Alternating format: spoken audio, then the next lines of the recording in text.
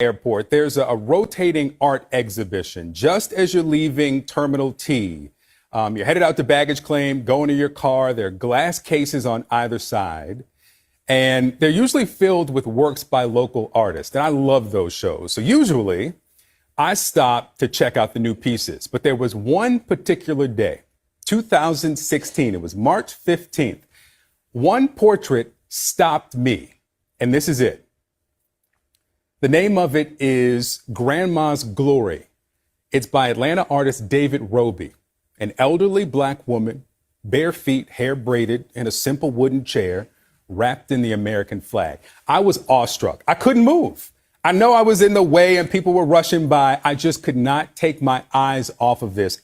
It's a stunning image, but also because we don't see black women like this featured in patriotic works, right? Black women in Americana. I later learned that it was inspired by photographs of Miss Milvertha Hendricks. And she was wrapped in an American flag blanket after Hurricane Katrina. She was waiting to be evacuated in New Orleans. But there's an important difference between the photo and the painting. If you look closely at the woman in this painting, she's not just wrapped in the flag. Look at her hands, needle and thread. I sat with this image this week, again, awestruck, but for a different reason. 91% of black women, according to CNN exit polls, voted for Vice President Kamala Harris to become the first black woman president of the United States. Now, black women were 7% of the electorate. No other demographic across race or gender, age, income, education, married, rural, suburban, nobody supported either candidate so abundantly. Now, black women have long been the backbone of the Democratic Party, but it warrants repeating, 91%. And less important than who they voted for is what they say they were voting for. Because you know what the most important issue for Harris voters was? According to CNN exit polls, it was not foreign policy. It wasn't the economy. It wasn't immigration. It wasn't abortion rights. It was American democracy. Think of it. This is a country that has never elected a black woman governor. Of the more than 11,500 members of Congress in the history of America, 60 have been black women. That's about 0.5%. And next session, 2 black women will serve in the Senate together for the first time ever. Angela Alsobrooks of Maryland, Elisa Bunt Rochester of Delaware. And still, so many black women voted to protect the democracy of a country, let's make it plain here, that for centuries denied their grandmothers and their great-grandmothers full participation in it. So yeah, I sat with this painting this week. Grandma's Glory now hangs in my home. And as I've listened to the black women who voted for Vice President Harris and who say they voted for democracy and are frustrated and hurt, I understand it a little bit more. Black women, needle and thread, mending the flag.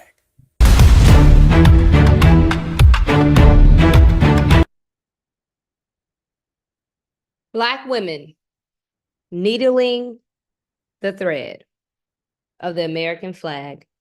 Sisters, welcome to Win with Black Women, our Sunday night call. It is good to be in fellowship, to be with each and every one of you tonight. Tonight is an opportunity for us, sisters, to adjust our crowns, to gather, to reflect, and to really have a conversation about the way forward. I don't want to go into too much. I've posted, we've all seen all of our sentiment. And yes, the results of the presidential election was not what we had hoped for. It was not what we worked for, and certainly not what we prayed for. But nevertheless, we should hold our heads up high, because in all the finger pointing that has happened post-election, we know that one place that a finger should not ever be pointed, 2 places, is that of Vice President Kamala Debbie Harris and Black women, because collectively we did our part. And many of you have said that you are tired, rightfully so. and we deserve our rest. And let us be reminded that when with Black women, our work has always been about the collective unity and power of that, ourselves.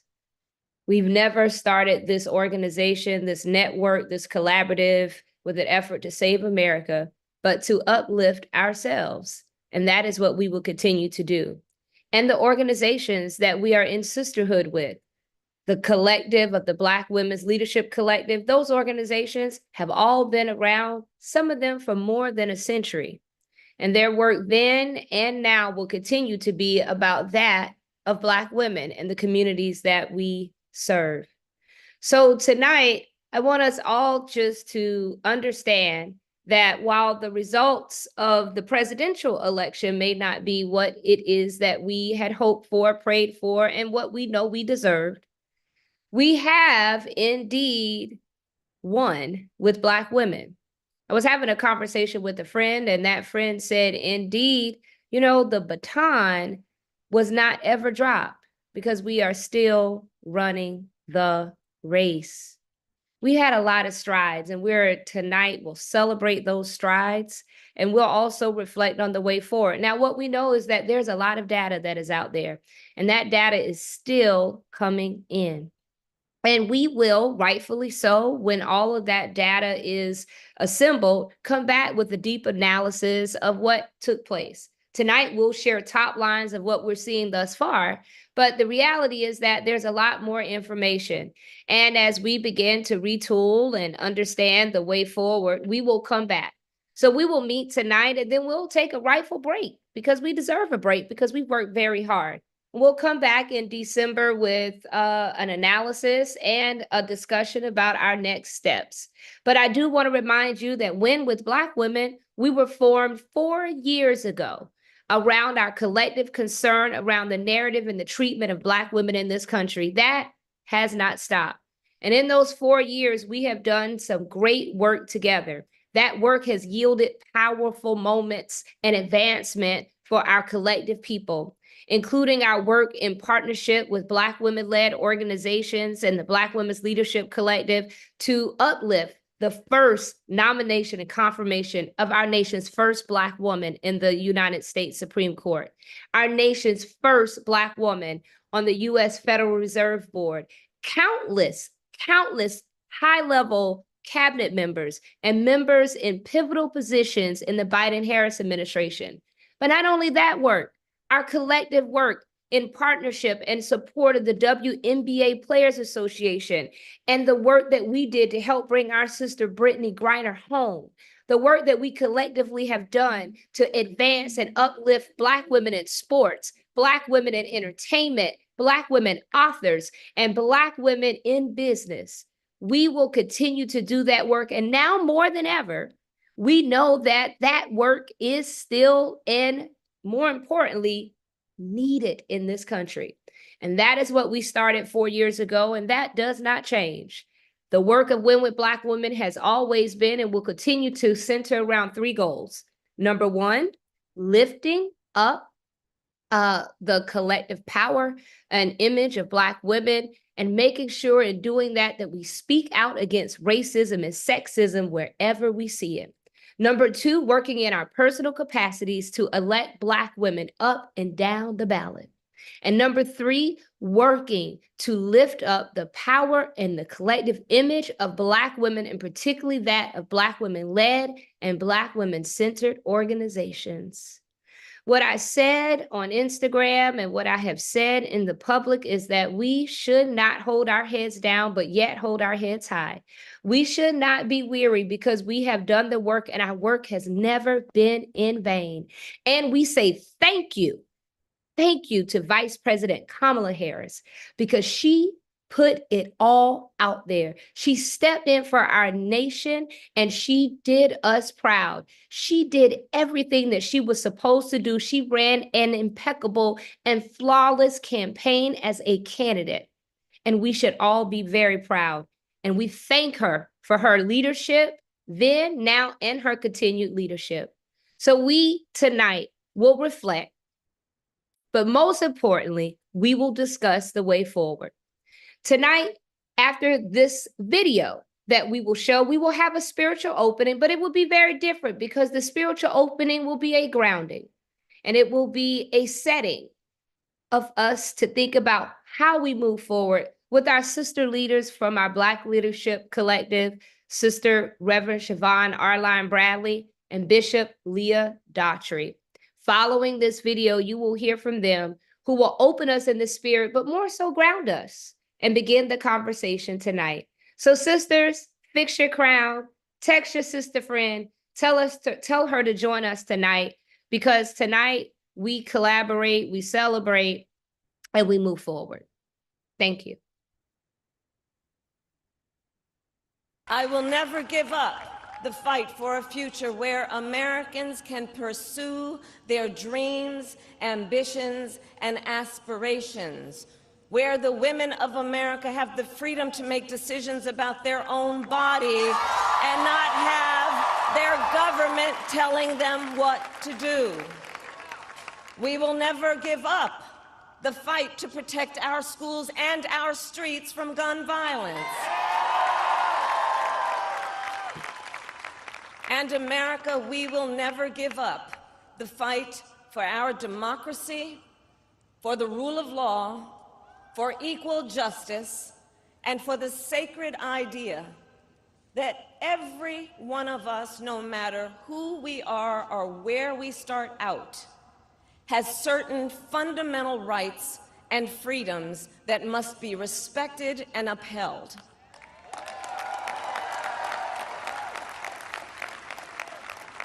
And we will continue to wage this fight in the voting booth, in the courts, and in the public square.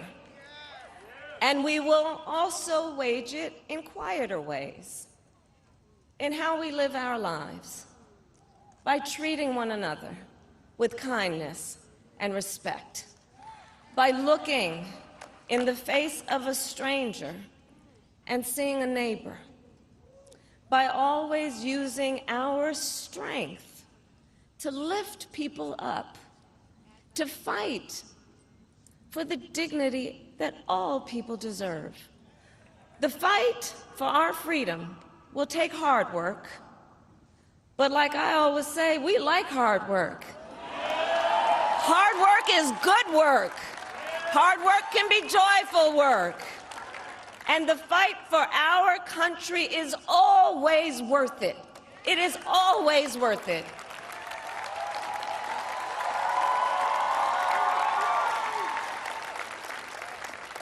To the young people who are watching, it is...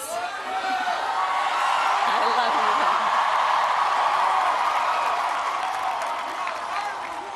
you. To the young people who are watching, it is okay to feel sad and disappointed, but please know it's going to be okay. On the campaign, I would often say, when we fight, we win. But here's the thing. Sometimes the fight takes a while. That doesn't mean we won't win. That doesn't mean we won't win. The important thing is don't ever give up. Don't ever give up. Don't ever stop trying to make the world a better place. You have power. You have power. And don't you ever listen when anyone tells you something is impossible because it has never been done before.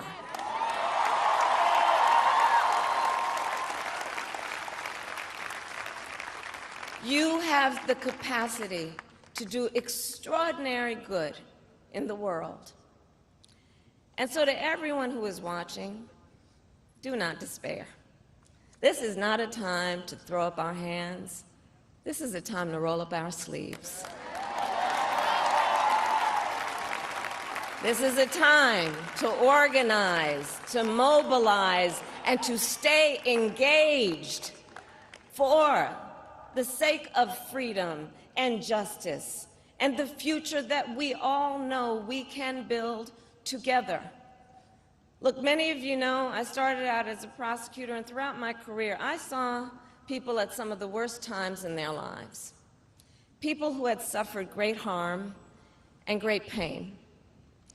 and yet found within themselves the strength and the courage and the resolve to take the stand, to take a stand, to fight for justice, to fight for themselves, to fight for others. So let their courage be our inspiration. Let their determination be our charge. And I'll close with this. There's an adage an historian once called a law of history, true of every society across the ages. The adage is, only when it is dark enough can you see the stars. I know many people feel like we are entering a dark time, but for the benefit of us all, I hope that is not the case. But here's the thing, America, if it is, let us fill the sky with the light of a brilliant, brilliant billion of stars. The light of optimism, of faith, of truth, and service.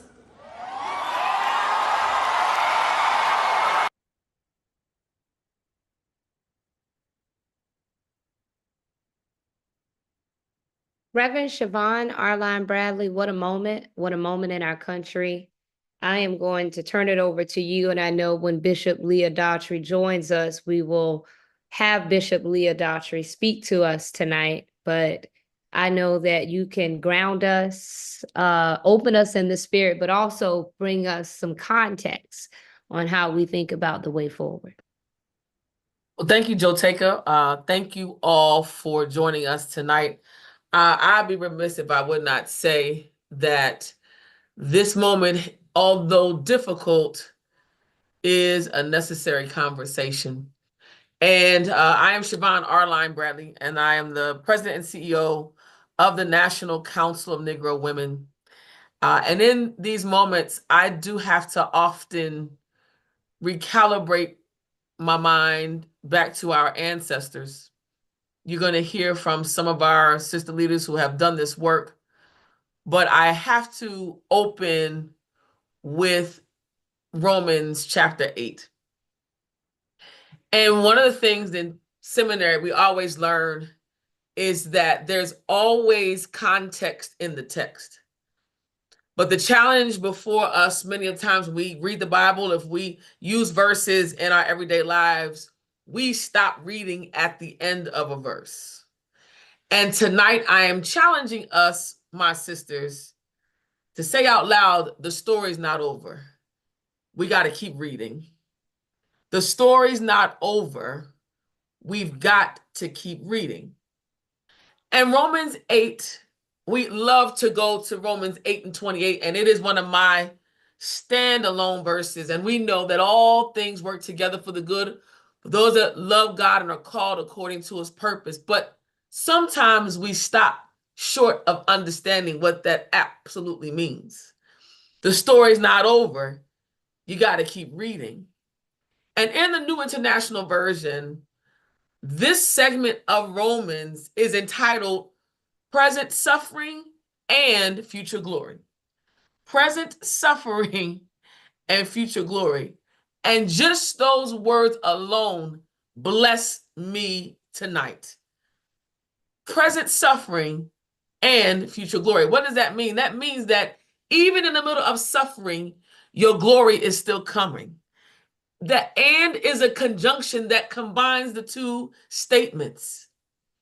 Present suffering and future glory. If you keep reading Romans 8 after 28, the story continues. For those God foreknew, he also predestined to conform them to the image of his son, that he might be the firstborn among many. And those he predestined, he also called. And those he called, he also justified. And though he justified, he also glorified. What then shall we say in response to these things? Well, if God is for us, who can be against us? Sisters, you got to keep reading because there's more to the story. I love when we talk about this because when we think about the story of Black women in this country, when we consider the stories about all of our ancestors that have come before us, they kept reading. Even when they couldn't read, they kept reading. And that, my sisters, I hope blesses you tonight. The story is not over because when you get to the rest of Romans 8, it closes in a way that changes the way you can look at your situation. For I am persuaded that neither death, nor life, nor angels, nor demons, neither the present nor the future, nor any power, no height, nor depth, nor anything else in all creation will be able to separate us from the love of God that is in Christ Jesus. And that, my sisters, is the mark of where we are today. If God is for us, then who can be against us? You got to keep reading because the story's not over. And as I think about where we are, it is so easy to allow your anger and your frustration and the pain that you are feeling that is absolutely justified to stop you from your journey. Present suffering and future glory is in the midst. And I'm saying to you, my sisters, I am convinced, as I told some sisters on the other night, defeat is necessary for you to find your destiny. Defeat is necessary for you to be able to find your destiny. And I think about the defeats that Mary McLeod Bethune had to deal with, those defeats that came to Black women who were literally marginalized and silenced in many movements, but yet and still in their present suffering, they knew they had future glory. They didn't stop reading because they knew the story wasn't over. And so, my sisters, tonight, your pain is justified. Your tears are justified. Your anger is justified. Your heartbreak is justified. But don't stop reading because the story's not over. If God be for us, then who can be against us? There's no demon in the White House. There's no height or depth, or I can call it principalities that they have called policies that they're trying to pull together in Project 2025 that can separate us from the love of God. I'm telling you, the story's not over. You got to keep reading. As I close, before we transition, it'll behoove me to be someone who gives you context in the moment. For us to be able to turn the page, though, we've got to start writing out our own strategy. There's 3 things I want you to think about. It's time, my sisters, to invest in us. Invest in our collective power, invest in our collective strategy, and then invest in our collective action. Our collective power has already started. We've been together before. We have different organizations, different alliances. Some of us are not aligned with anything at all. We're just Black women showing up. That makes you qualified to be all of our sisters. Yeah, you at the door, you are here, and you are a part of this story. But the collective power that we have has to activate in a brand new way. Investing in collective power means identifying where you will put your money. Where will you put your time? Where will you put your talents? The story's not over. You got to keep reading and invest in collective power. But then investing in collective strategy is everything.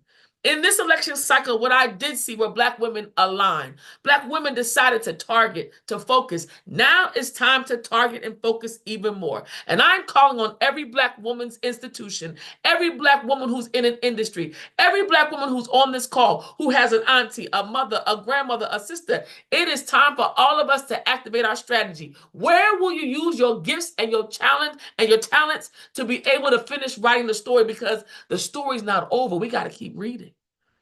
Strategy is very clear for me. How do we now activate more Black women into the electorate? How do we now activate more Black women into our political process? How do we activate more Black women now in business and in ownership? How do we activate more Black women in education, in transportation, in healthcare, in economics? Bring the sisters forward. Strategy comes when we have context. What is the means to the end that we want? The end is Black women's political power. The end is Black families being in alignment. The end is Black liberation that belongs to us. The story's not over. You just got to keep reading. And the final thing is investing in collective action. You see, you can have all the strategies in the world. You can have all the money in the world. But if you don't make a move, no one else can move with you. Hazel Duke says it all the time, that a lot of people can do a lot of walking, but if you have nobody walking behind you, then you're not a real leader. And I've learned to understand that when sisters are walking together and taking action steps, getting off of just clicking and start walking and ticking. Let's start making phone calls. Let's start showing up. Let's start volunteering. Let's start activating. Let's start getting our young people together. An intergenerational movement. The story's not over. You got to keep reading. And I'm going to close with the words in Romans 8. For we know all things are going to work together for the good. All things, even the bad things, even the hard things, even the tough things, even the losses, they're going to work together for our good, for those of us that love God and are called according to his purpose. But we also know and are persuaded that nothing can separate us from the love of God. Stand tall, Black women. We are more than conquerors. We have seen movies like this before. And we are the evidence of the ancestors' anointing. Defeat is necessary for us to reach our destiny. But at the end of the day, the ball's in our court. Question is, what you gonna do? Story's not over, my sisters. Just keep reading. God bless you, and stand with us tonight. Just keep reading. Just keep reading. Sister Siobhan, thank you so much for those powerful words to not only open us in the spirit, but also to set the ground for us tonight. And Micah just came on and said, good job, mommy, so I'm okay. We are always going to be okay.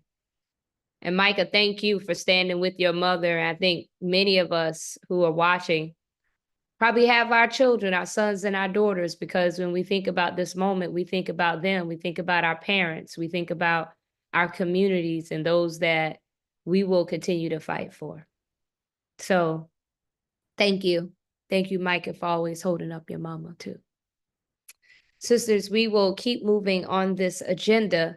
You know, one of the things that we have to do, and LaTosha Brown often talks about the fact that we can hold our fight and our joy, and we can hold them at the same time. She reminds me of that often, and a very happy birthday to LaTosha Brown. And she talks about that ability for us to be able to do two of those things at one time. And it is important for us to recognize the history that was made on election night. For the first time in the history of the United States, we will have 2 Black women serving in the United States Senate at the same time. It's important to understand the context is that the United States, we have only had 3 Black women in the United States Senate, starting with Senator Cal Mosley Braun, then Senator Kamala Harris, and Senator LaFonza Butler. We will see ascend into the United States Senate Senator-elect Angela Alsabrook and Senator-elect Lisa Blunt Rochester. It is quite a powerful moment, quite a powerful opportunity for us to have such a moment. Their leadership leading not only their states, Maryland and Delaware respectively, but also as a representative of the nation, because the United States Senate is an important body, and it will prove even more important in the years to come over the next 6 years of their term. The committees that they will sit on, the issues that they will oversee, but more importantly, they will represent yet another barrier in which Black women have broken. And that is because of all of you. Many of you have supported them throughout Win with Black Women or other organizations, Higher Heights and other institutions, the Black Women's Roundtable, Power of the Ballot, all of those organizations that were powering those elections, whether nonpartisan or partisan, whether you donated when they have joined these calls on Sunday nights, it has been quite powerful. I am so honored to bring up our guest tonight, our current senator who is holding it down for us in the United States Senate, Senator LaFonza Butler, and Senator-elect Angela also Brooks. And I believe if Senator-elect Lisa Blunt Rochester is able to join us, she will join us as well. But what an honor to just have this Sister Senate with us tonight. It is so powerful, so wonderful. Congratulations, Senator-elect. And thank you, Senator LaFonza Butler. I am going to turn it over to you too, to talk about not only the historical nature of this, but the importance of the work of the United States Senate, and now more than ever, how all of the women, the nearly 10,000 women that are on this call tonight, anything you want to say to them, but also what should they be thinking about and how they can support you two in both your leadership currently and future leadership in the United States Senate moving forward.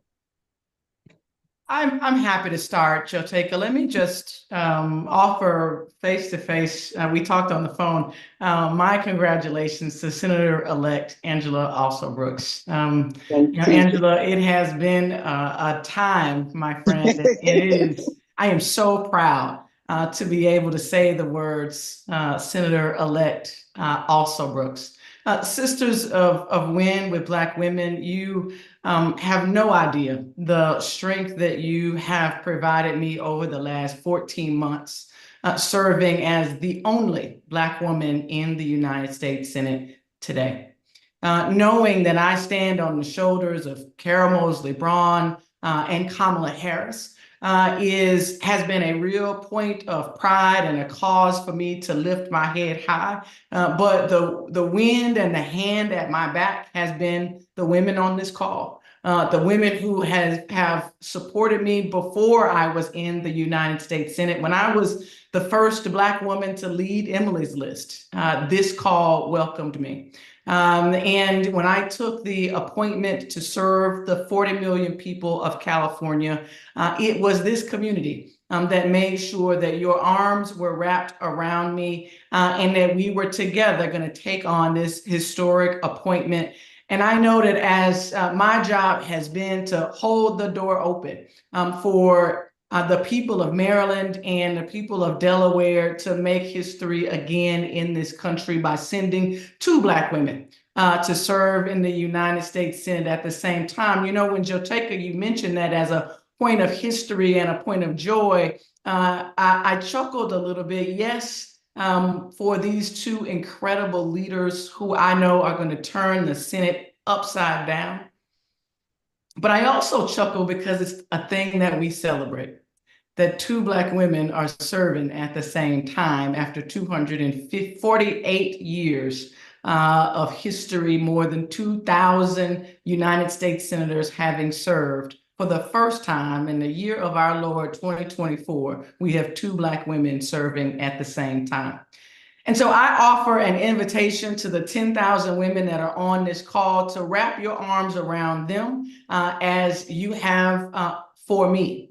The Senate is an incredibly challenging place to work and to serve, but we all know what important things happen for Black women, for our Black community in the United States Senate. But for the confirmation of the United States Senate and the Democrats having the majority, we would not have a justice by the name of Ketanji Brown Jackson. We would not have achieved so many of the historic agency and administration appointments that have to come through confirmation, but for the majorities that are in the United States Senate. And I know my sisters are going to be going into a different United States Senate.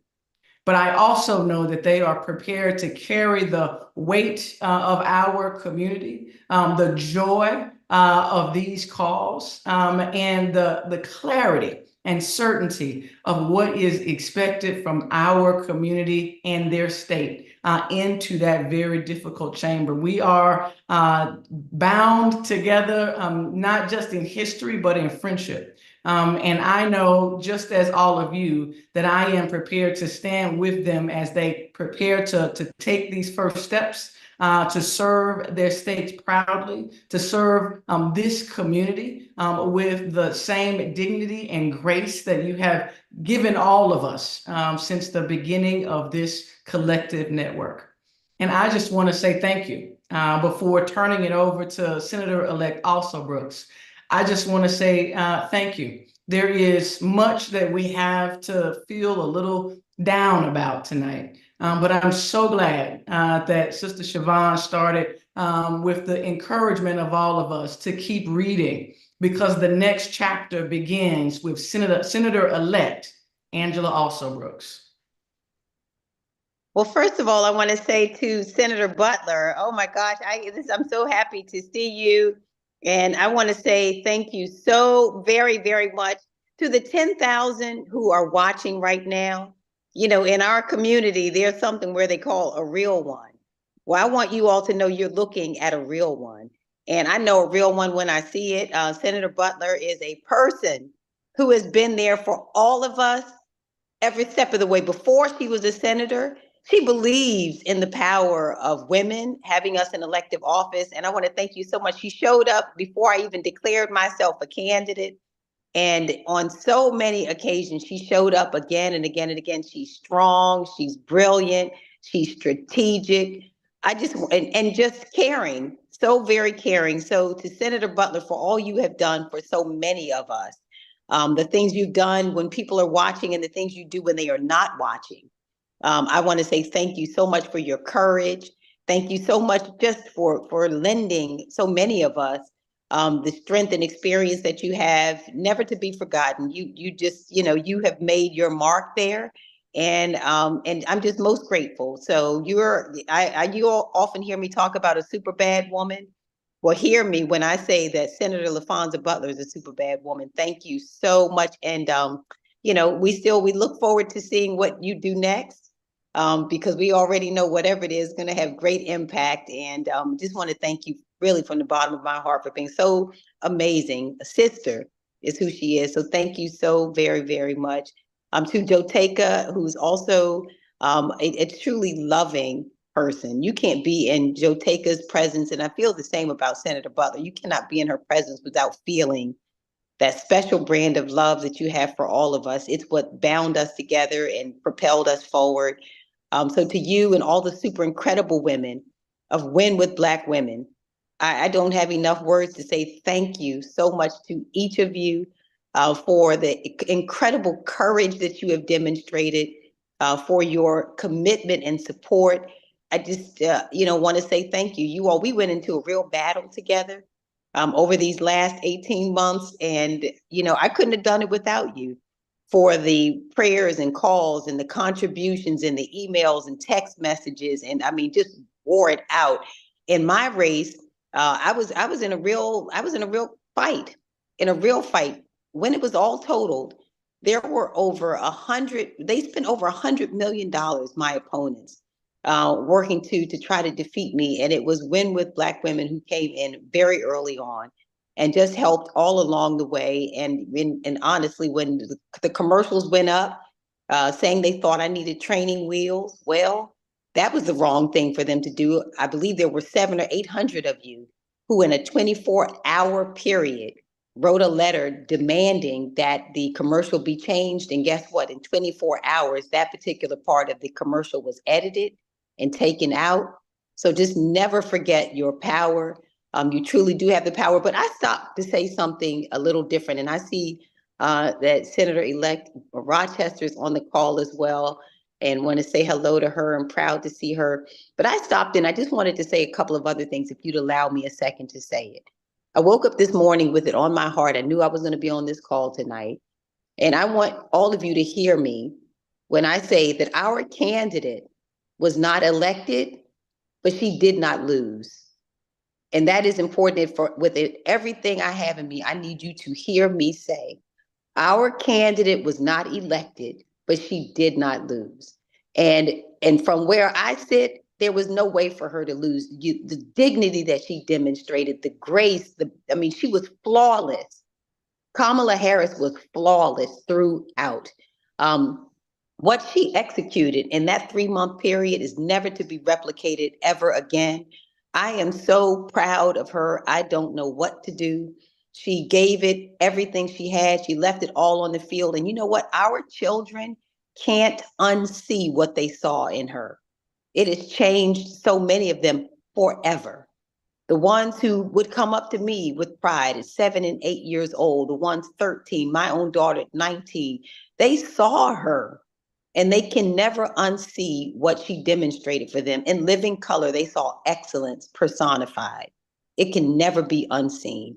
So she made tremendous strides for all of us. She brought together all of us as well. I saw the people with my own eyes showing up at that polling place, and they came for her. So our family members came, every one of them came out. So she unified us, got us all on the same page. And you know, and she and it will never be forgotten. Furthermore, it should never ever be forgotten that the body of people who are on this call, and I know it because I was on the call in 2020, when this same group of people, I want you to remember, in all that we're talking about in this call, do know that she has been incredibly successful. The only woman in United States history to ever have served as vice president of the United States. And a lot of that came about as a result of the women who are on this call tonight. The person who served as senator and attorney general and all of that. So whatever we're feeling tonight, and I know that there's a good deal of sadness that's been felt, I just want the record to reflect that once again, our candidate was not elected to president, but she daggone sure did not lose, okay? She's a winner every day from here on out, and it can never be erased. That is the history, period. And as a matter of fact, neither did you all, neither did we. We didn't lose either. Because of the dynamic group that came together, we propelled forward not only a woman who was elected to the vice presidency, but you see now on this call, I am here and Senator-elect Lisa Blunt Rochester, 2 African-American women who will take their places in that Senate come January 3rd as a result of this body. Now, add it up and recognize that all of this happened in 4 years. You just heard Senator Butler say there were how many, 248 years that it took all of this to happen? And the super incredible women on this call made it so. 2 senators, a vice president. I dare anybody to call any one of us losers. So as a matter of fact, what I would like for all of you to do when you get off this call is to go get yourselves a shirt and have imprinted on it victorious. So whatever we were thinking we felt before we got on the call, I declare you victorious. And I stand on it. You know, I stand on it. I believe it with everything I have. So we're going to change whatever it is. We're disappointed. I was shocked by the result on Tuesday, but it was not Kamala Harris's loss. It was our country's loss. So be clear about that. Kamala Harris is going to be fine. Our country, you know, I think we could have done much better, but be that as it may, as far as we are concerned, go ahead and hashtag victorious, undefeated, whatever you want to call it. But that is what I have internalized. And it dropped in my spirit when I woke up today that I need to remind all 10,000 of you to walk on out there tomorrow, out your front door. Let's please keep our heads up and put victorious out there. And for anyone who needs to understand any more about it, they can come join us on Sundays at 8:30 and hear all about it. But I want to just say this last thing. You know, we still do have work to do, even though we've heard that we are victorious, and we're going to do that work as well. But we also were able to corral the resources of our communities. We put the Divine Nine to work. We brought into play the National Council of Negro Women. We brought into play Higher Heights. We brought into play Emily's List. We brought into play all of these other resources we have. And you know what? We can still use those resources in the days to come. You know, we can't predict everything that's going to happen. But the thing that we know is we're so clear about what the concerns of our communities are. We know those concerns because we talked about them during this election cycle. So if it's maternal health, all of the different issues, if it's economic opportunity, all of the issues, we still have the resources. And let's not forget that to address many of those issues. We're going to be doing our work in the Senate. We're going to be doing our work, but we also know that it's a 50-50 partnership. We still have the power in our communities to address the issues that are of concern to us and our families and the families that we serve. Whether we were able to get the presidency or not, we still can bring together all of those the framework is, I saw the word framework come in the chat. That's what I mean to say, is we are not without power. We are undefeated and we are victorious, period. That's really what I wanted to say to you all, and to say thank you so much to all of you, and to Siobhan, who said, let's keep reading. I agree with that. And let me just tell you, we may have been shocked by whatever happened on Tuesday, but God was not shocked. So I'm going to go ahead and keep sticking with it. I know that he's going to see us through. For whatever surprise I felt, it was not a surprise to God, and he is still he's still in power. And we're going to keep working together, and we're going to keep winning. So thank you again, everybody. I love you all so much. God bless all of y'all, and let's keep doing it. Amen to that. So, sisters, we have heard it from our senator-elect. The t-shirts will be available as early as hopefully they'll be available tomorrow. Victorious and undefeated, a new line. And joining us on the virtual Win with Black Women stage, Senator-elect Lisa Blunt, Rochester, Delaware. This is such a beautiful sight. I'm going to turn my video off and I'm going to disappear for a moment so that you all can have this history, because I want you to screenshot, take a photo of this. I want you to see this, take a picture of it, post it, and post #victorious. Tag these sisters, because this is a historic moment to have Senator LaFonza Butler, Senator-elect Angela Alsobrooks, and Senator-elect Lisa Blunt Rochester all together. This is historic, never in our history of our country. And this is what you have done, Black women, victorious and undefeated. I'm still gonna be here, but I'm gonna go off video so you all can screenshot and get this powerful photo of this very powerful trio that are the leaders in our country. Senator-elect Lisa Blunt Rochester, welcome, and the floor is over to you. Showtaker, do not go off yet. I want to see your face, because I want to first just thank you so much. Win with Black Women, thank you so much.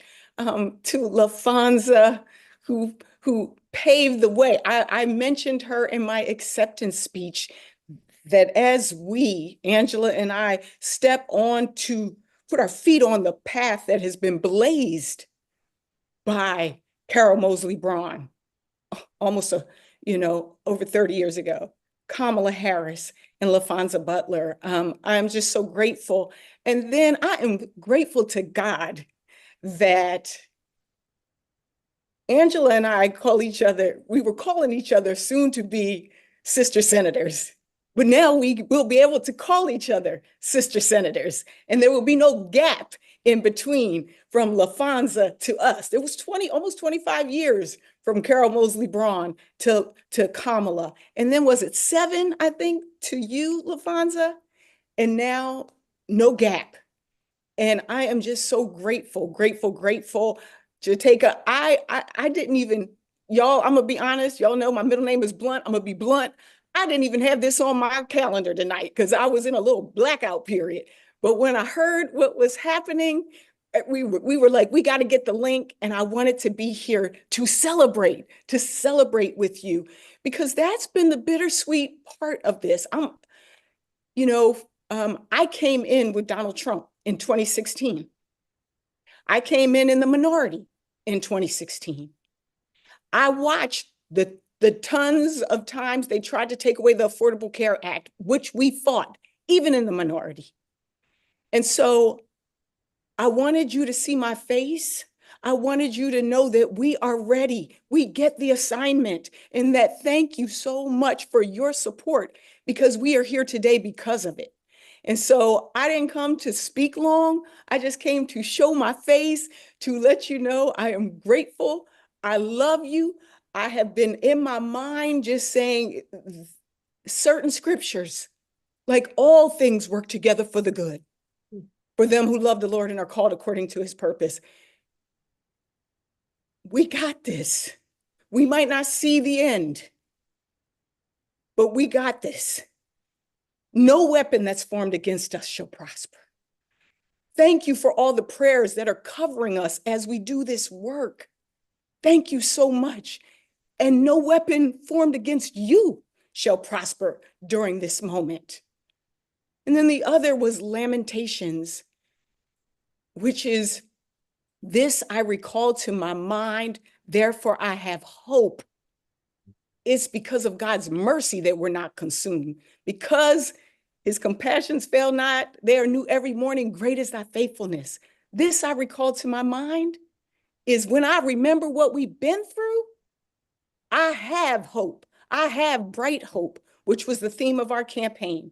And so I just wanted to say thank you so much for the support. Some of us have felt mad over these past couple of days. Some of us have felt sad, and there have been tears. Some have felt the joy of some of the wins, and some of us have felt fear. We got to feel our feelings.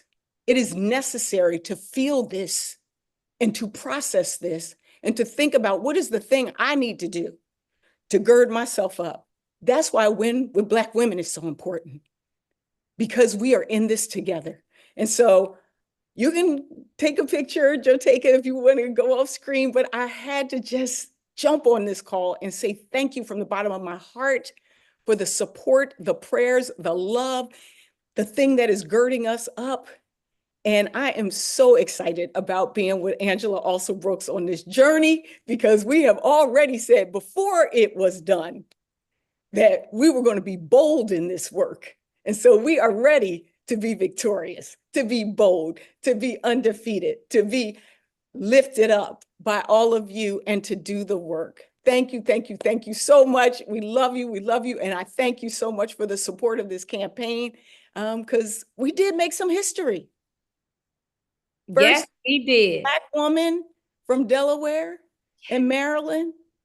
For Delaware, first woman. And then I didn't even think about it until recently, but in Delaware, not just Delaware, but in Congress, there's never been a Black member to go from the House to the Senate. So this will also be a first, being elected. Tim Scott was appointed. And so we did this. And I just want to, again, thank you from the bottom of my heart. And I'm ready for the work that's to come. We are ready. We are ready for such a time as this. We understand the assignment. We got this. We got this. Oh, look, I'm feeling it in my spirit right now, y'all. Don't get me to going now. I'm about to start preaching. And the last time I was on here, I think I did a poem. We'll do that the next time. But again, You did give us a great point. And what I want to say, and there she is. I was just getting ready to say her name before I go off of camera, and we get this historic photo of you three together. But I was going to talk about Cora Massarsberry, who has been really a champion for this Senate and the history in this Senate. Who has pushed all of us, who have guided all of us. And I know you had something that you wanted to say to both of these women, because I know you have played a critical role in this historic Senate, and particularly in Maryland. Well, you know, it's really great. Thank you so much, Joteka, for this call this evening and for all that you've done. I was in a meeting, a very important meeting earlier today, and we talked about how this all got started in the history. And listening to Lisa, it just brought smiles to my face. It's like everything that I'm thinking she was saying. God knows before we know what's going to happen. God's will is there. He knows that these are the two type of women that needs to be ready for a time such as this, and he's got them ready. She came in the Trump era, fought for Affordable Care Act, fought in a minority situation to be elevated, go to the Senate. She's ready. She knows the assignment. Angela coming in as county executive, arguably probably had one of the toughest Senate races in a long time. She had a grueling primary and beat the richest man in the United States Congress. She had millions of dollars coming up against her, and she persevered with people like Win with Black Women and everyone else that was there. And if she could have just stopped and had a little time to breathe, but the devil was busy. So Mitch McConnell went and he recruited the former governor, and so she had another battle, a very, very popular governor. And I'm like, Lord, why are you testing this woman like this? This is so hard. But he knew what the end was going to be. She is battle tested. Lisa is battle tested. They are ready to go into the Senate. They know who they are. They know the assignment, and they have each other.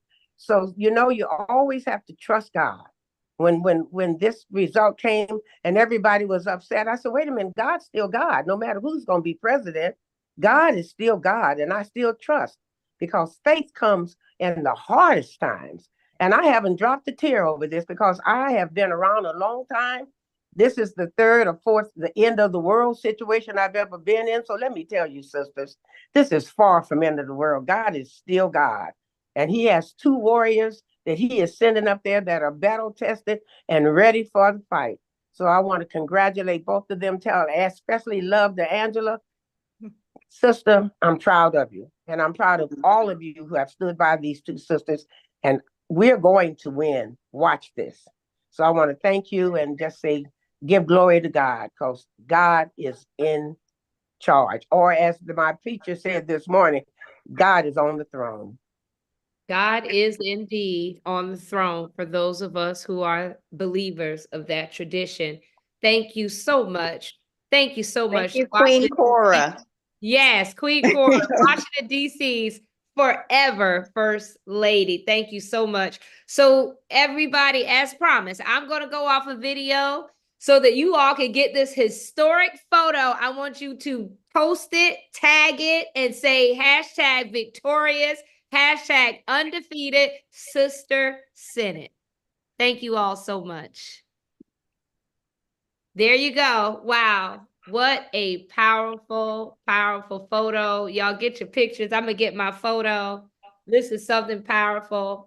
Wow. This is history. Senator LaFonza Butler, Senator-elect Angela Alsa-Brooks, and Senator-elect Lisa Blunt Rochester, history-making senators that are making history all types of ways. This is the future. This is victorious. This is undefeated. This is the lineage of Black women. This is all of us, our collective, all of our organizations, all of our institutions. This is a result of all of that work, all of those institutions, Higher Heights, National Council of Negro Women, Black Women's Roundtable, Sisters Lead, Sisters Vote, Power Rising, Higher Heights, D4 Women for Action, the D9 Sisterhood of Sororities in their nonpartisan capacity, Alpha Kappa Alpha Sorority Incorporated, Delta Sigma Theta Sorority Incorporated, Zeta Phi Beta Sorority Incorporated, Sigma Gamma Rho Sorority Incorporated, the NAACP, so many organizations, Black women-led organizations in partnership and in coalition. This is the result of our collective work. This picture, I want you to just take a moment and just really sit in this and remember where you were when you saw this historic trio. And remember the words, as our Senator-elect has reminded us, victorious and undefeated. Thank you so much. Thank you so much. We look forward to your swearing in, and we look forward to supporting you as you sit in the Senate. Thank you, thank you, thank you. Senator LaFonza Butler, thank you for your service. And Senator-elects, we look forward to supporting you in your continued work for our country. Thank you. Thanks so much again, everybody. Thank you. Thank you. Good night, everybody. Well, sisters, that was something powerful. We will keep going right along in our agenda. And we are going to hear from a sister who is no stranger to Win with Black Women. We've seen her, and she has been doing a lot of analysis for this election and crunching numbers. And she has been so gracious to share some of the data analysis that she has and previewing some data analysis that she will actually talk a bit more on her show that we all love, the Readout. But we are so honored to have joining us tonight, Sister Joy Ann Reed, joining us tonight to share a bit of an analysis on the election.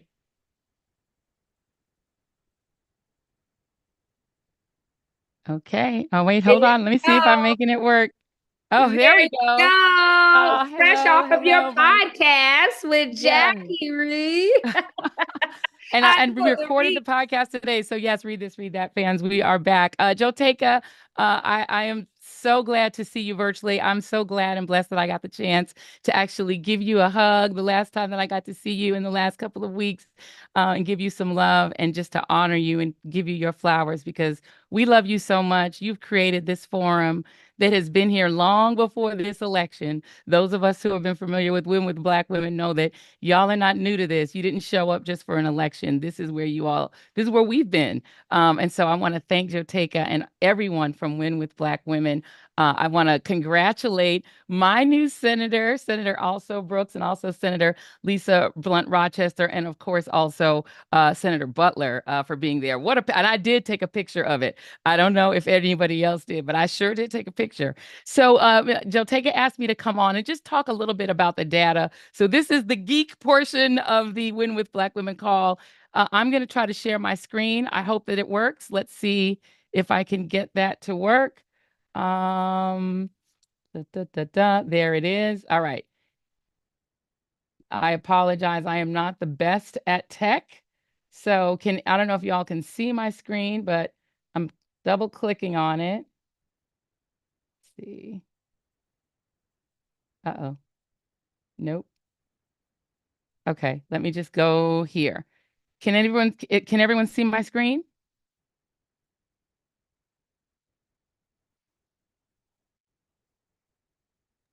I am hoping so. Okay, I'm going to try this again. Can you? No, not able to see it. No, we Okay. can't share your screen, but if you put in a DM to me, I can share the screen for you if you want me to. Okay, how would I do that? In the chat, you would just DM Holly Weeks. You can just DM the link to Holly Weeks. So if it is a document, then I can send you my email address. Oh, okay. It's just no, I literally just have a PowerPoint that I created. I'll just go ahead and just look at it, and hopefully you guys can just hear what I'm saying, and I will just talk to you, and I will not be able to actually show you my screen, but I'm just going to go through this real quick. So this is some of what I've just been looking at in terms of the data. So the first thing that I'll say is that Kamala Harris ran just a remarkable 107-day race. That just is full stop the reality. There's never been in a race that is this brief, in which a candidate has had to do this much. And after this 107-day really emergency campaign, Vice President Harris won 71 million votes. California is still counting. That number will go up, but that's remarkable. And as was said earlier, she did not lose. She won a remarkable achievement. A Black woman in this country was given 71 million votes of support to become president of the United States. She raised $1 billion. She won 226 electoral votes. So I think you can never minimize how incredible that was. So to go through what actually happened in the race, there's been a lot of talk about the shift toward the Republican Party among some groups of non-white voters. Latino men voted 55%. And what I'm going to give you all right now is exit polls. So just know that exit polls are heavily skewed toward the vote on election day, which tends to be a little bit more to the right, a little bit more Republican. Historically, Democrats tend to vote early. Early vote has been a big key, souls to the polls, et cetera. Republicans, particularly since Trump came along, really vote heavily on election day. And then, of course, there's the absentee, which has shifted from being a heavily Republican leaning vote to a heavily Democratic leaning vote, especially in 2020 when you had the pandemic. So in this current election, yes, you did see 55% of Latino men vote for Donald Trump. You saw 21%, at least in the exit polls, of Black men vote for Donald Trump. But I think we need to disabuse maybe our media friends and others of the notion that Black men or Latino men swung this race. Black men in 2020 were about the same percentage Republican that they were in this race. So Black men didn't shift really at all. I mean, not even really at all. Statistically, they didn't shift at all. Latino men did shift to the right, but Latino men made up 6% of the electorate per the exit polls. Latinas, Hispanic Latino women made up 6% of the vote. And they voted precisely in the opposite direction. So they voted 60% for Harris. Latino men voted 55% for Trump. Those numbers roughly cancel themselves out. And because the Latino vote was under their actual population share, which is about 15% of the population. I've spoken with folks at Voto Latino. We're going to talk about this tomorrow on the readout. There really isn't any evidence that Latinos shifted the race at all, that they were not the deciding factor in what shifted the race. What shifted the race was a huge turnout among white Americans. White men, who comprise about just under 30% of the population, comprise 34% of this electorate. White women, who comprise about 30% of the electorate, comprised 37% of the electorate. So white voters overperformed significantly, in really, in some ways, an historic way. And then just to go through just a moment, to go back a moment to the Latino vote. What we don't have yet are the full disaggregated data points. We don't have all the data. Target Smart, which does a lot of this data, is pulling it together. I'm going to have as much of it as I can tomorrow. But if you go through the Latino electorate and break it down by country of origin, at least the historical country of origin, there are about 38.5 million Mexican Americans, about 5.5 million Puerto Ricans, about 2.6 million Cuban Americans in the United States. Mexican Americans went 62-33 Harris. Puerto Rican voters went 59-37 Harris in the preliminary data. Those whose backgrounds are in Central America went 56-36 Harris. Those whose origins are in South America, 53-41 Harris. Other, 66-33 Harris. It was only Cuban Americans who went hard right toward Trump, but that's an historically conservative vote. So what that should tell you is that there was a drop off in the raw number of Latino voters, and that of those who did turn out, tend to be more Trump voters. But this was not a surge of Latinos to vote for Trump. It was a drop off overall in the Latino vote. There was something similar that happened in the African American vote. So if you go back again to the big picture, what you're seeing is that white voters were 71% per the exit polls. Again, this isn't the final data, it's the exit polls. White voters represented 71% of the vote total. Black voters were at scale, 11%. Hispanic and Latino voters were under. They were 12% when they're really 15% of the population. Asian American voters were under. They're 3% of the electorate. They're 5% of the population. There's a lot of people on the right touting American Indians, Native Americans voting majority Trump. They're literally 1% of the exit poll data. So they are a negligible part of the vote. This was a huge turnout among white voters. And just to give you a comparison, in 2020, white voters comprised 67% of the electorate, and they went 58% for Donald Trump. And this time they were 71%. of the electorate. So that's a really huge change that was significant in this vote. I do need help sharing my daughter's in here asking if I need help sharing my screen, but I'm just going to keep going because I think I'm going to keep going. So if you look now about age, what you're seeing is that white younger voters, 18 to 29, split 49-49, which is a shift to the right among white younger voters. White 30 to 44-year-olds, 55% per the exit polls went to Harris, 42% went to 42% went to Harris, 55% went to Trump among white voters. Trump won every age group of white voters, but that's the same thing that happened even when President Obama was running. And it was the opposite among every age group among Black voters. And among Latino voters, Donald Trump lost Latinos that are 18 to 29. He lost Latinos who were 30 to 44. He lost by 1 point Latinos who were 45 to 64. And he lost Latinos who were 58 to 41, those who were 65 and older. So again, when you add Latino and Latina votes together, Kamala Harris won that vote, not Donald Trump. The next thing I'll throw in is college status and race. Kamala Harris actually won one group of white voters, and that's white college educated voters. White college educated voters went 52 to 45 for Vice President Harris. White non-college voters went 66 to 32 in favor of Trump. The challenge is that white non-college graduates voted at 6% higher shares than white college graduates. Non-college whites outvoted college-educated white voters. When you go by gender, white women with a college degree went 57-41 for Vice President Harris.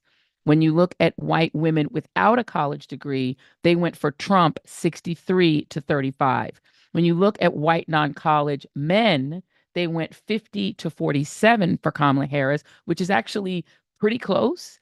And then white non-college men, it was a swarm for Trump, 69% to 29% for Harris.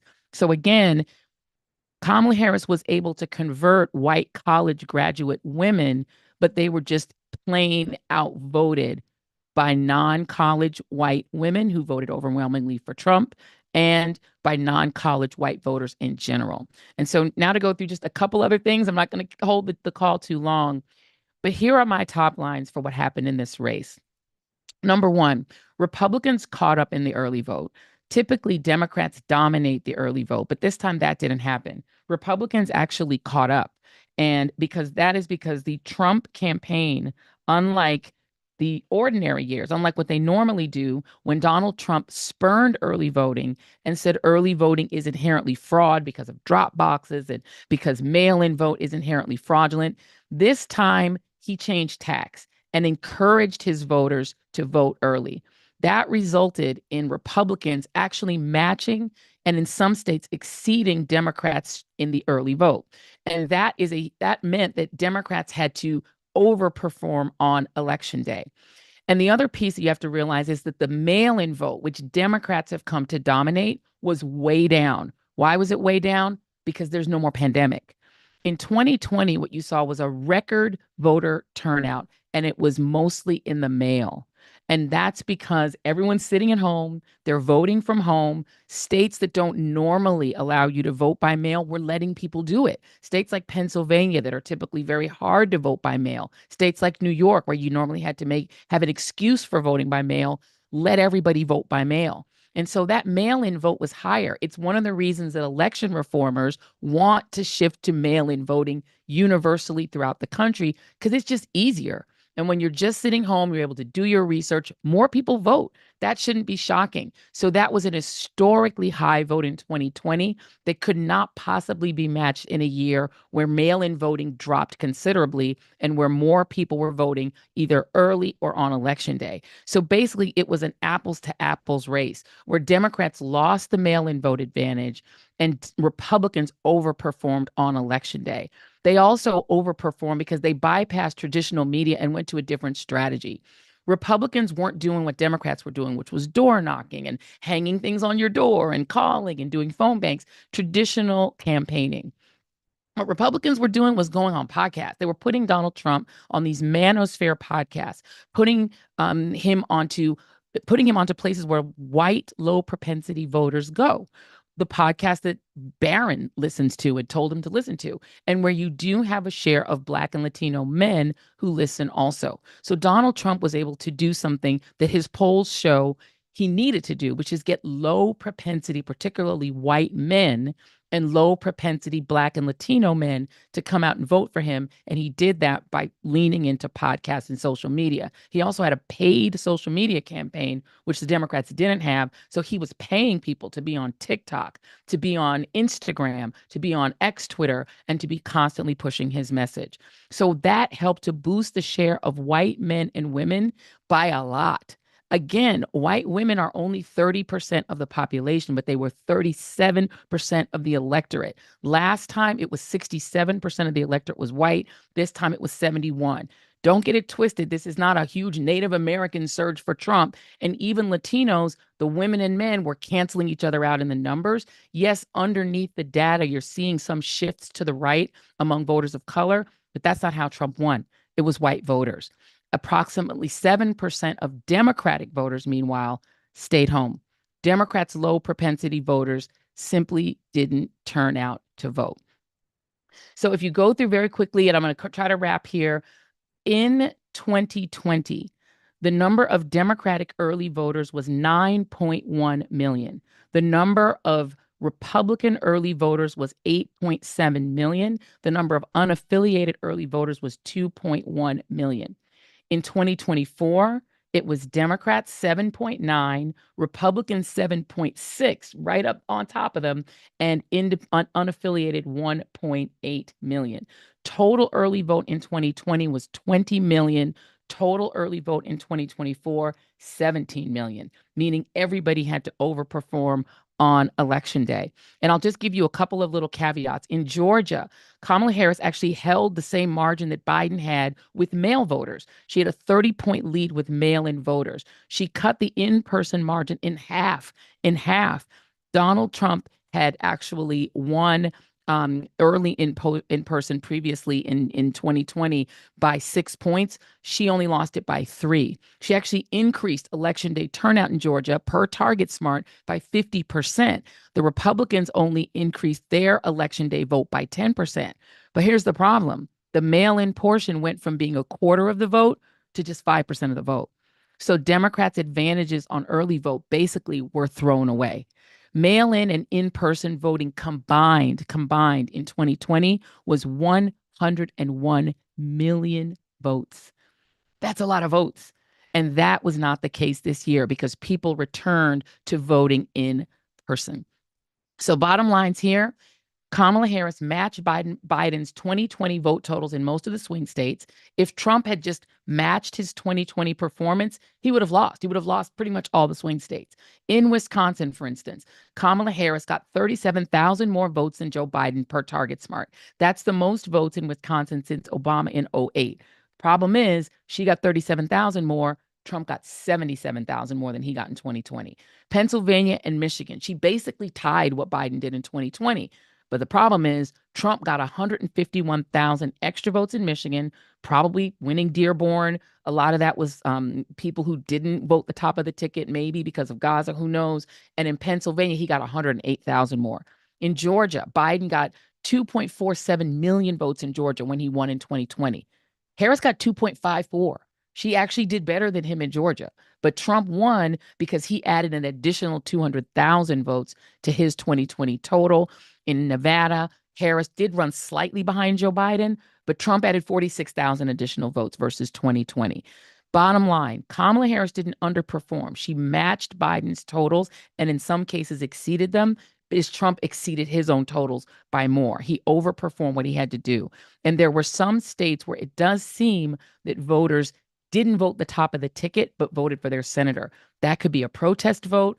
It could be some other reason. That's the analysis that needs to be done. Why did some Harris voters go in, Democratic voters go in and vote, let's say, for Stein in North Carolina, but not for Kamala Harris, or vote in Michigan at the state level, but not vote at the top of the ticket? But also Trump should ask himself, how many of his voters went in, let's say in Arizona, and voted for Trump, but had no interest in Kerry Lake or anybody down ticket? Because Democrats actually picked up lots of seats, not just these great 2 Senate seats that we talked about, but also lots of seats down ballot, particularly in statewide races and Supreme Court seats. Bottom lines, voters apparently, per the polls, did not believe that the economy is good, at least for them. A majority of them trusted Trump more to fix the economy if they thought the economy was bad. And they didn't blame Trump for the COVID economic collapse, even though it was his fault, Dobbs taking away abortion rights, or January 6th, or at least they weren't worried that he would make things worse. Democratic turnout was just okay. About 7% of the Democratic base didn't vote. Republican turnout was better. It matched the early vote, and they beat them on election day. The Harris campaign relied on traditional tactical strategies. Republicans were more innovative by going to podcasts and social media. And then lastly, incumbent parties throughout the world got just devastated. They got beat everywhere. And the US was just part of that trend. And then I'm just going to do 2 more slides and then I'm going to stop. Here were the 2 other major factors in the race. One of them, religion.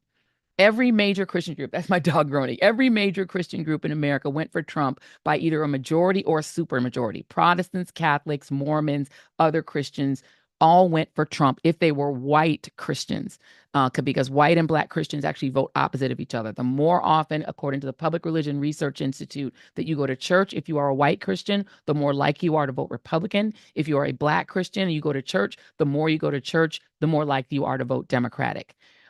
So white Christians swung hard, 60% or more for Trump.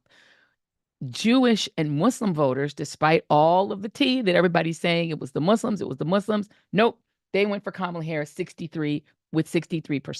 Jewish voters gave her 66%. Jewish women were the second highest vote total for her after black women. And then next was black men. And then next was Jewish men. So there was no drop off really among Jewish voters and only a small drop off among Muslim voters, which actually might have been a leaving off the top of the ticket. And lastly, the biggest factor in this election, misinformation. If you answered these 4 questions wrong, you voted Republican. Question 1, are violent crime rates at high or near all-time highs in most major American cities? That is false. If you answered that question wrong, you went Trump by 26 points. Next question. Has inflation in the US declined over the last year and is near historic averages? That is true. If you answered that wrong, you are Republican plus 19. The US stock market is at near or all-time highs. That is true. If you answered that question wrong, you were R plus 9.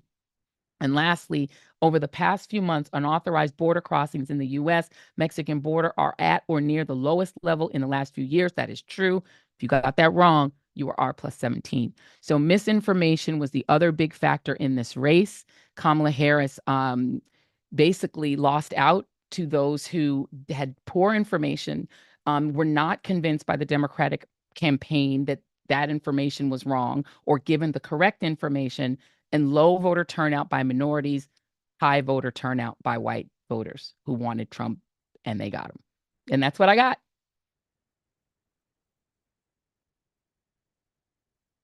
I felt like I just said in class. Wow, everybody in the chat is like, where is that PowerPoint? I got the PowerPoint. Can we get that PowerPoint? Wow. Okay, so everybody, that means that if you want to go deeper and hear more of this and probably see all these beautiful slides, you got to tune in to the readout tomorrow. Please make sure you tune in 7 p.m.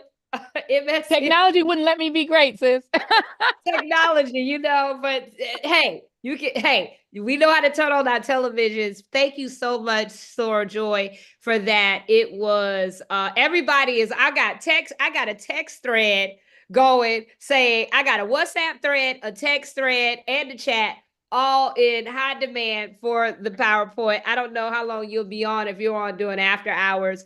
We will be on for a little bit during after hours. Maybe the PowerPoint might be working by then and you could just show us some of those slides and go a little bit deeper. But thank you so much for this analysis. And I think your top lines are that one, Vice President Kamala Harris ran an amazing campaign. She was an exceptional candidate, a candidate with no mistakes. the candidate, as we do as Black women, we are always twice as good than the mediocre that is out there. And then also that Black women showed up and people of color. Let's not put the people of color under the bus here, but also look at what really happened. And that analysis is very helpful, particularly as there are a lot of fingers being pointed.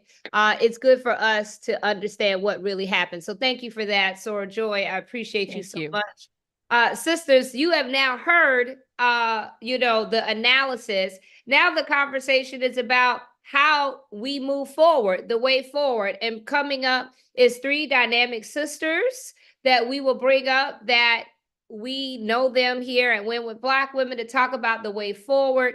It is Congresswoman Jasmine Crockett.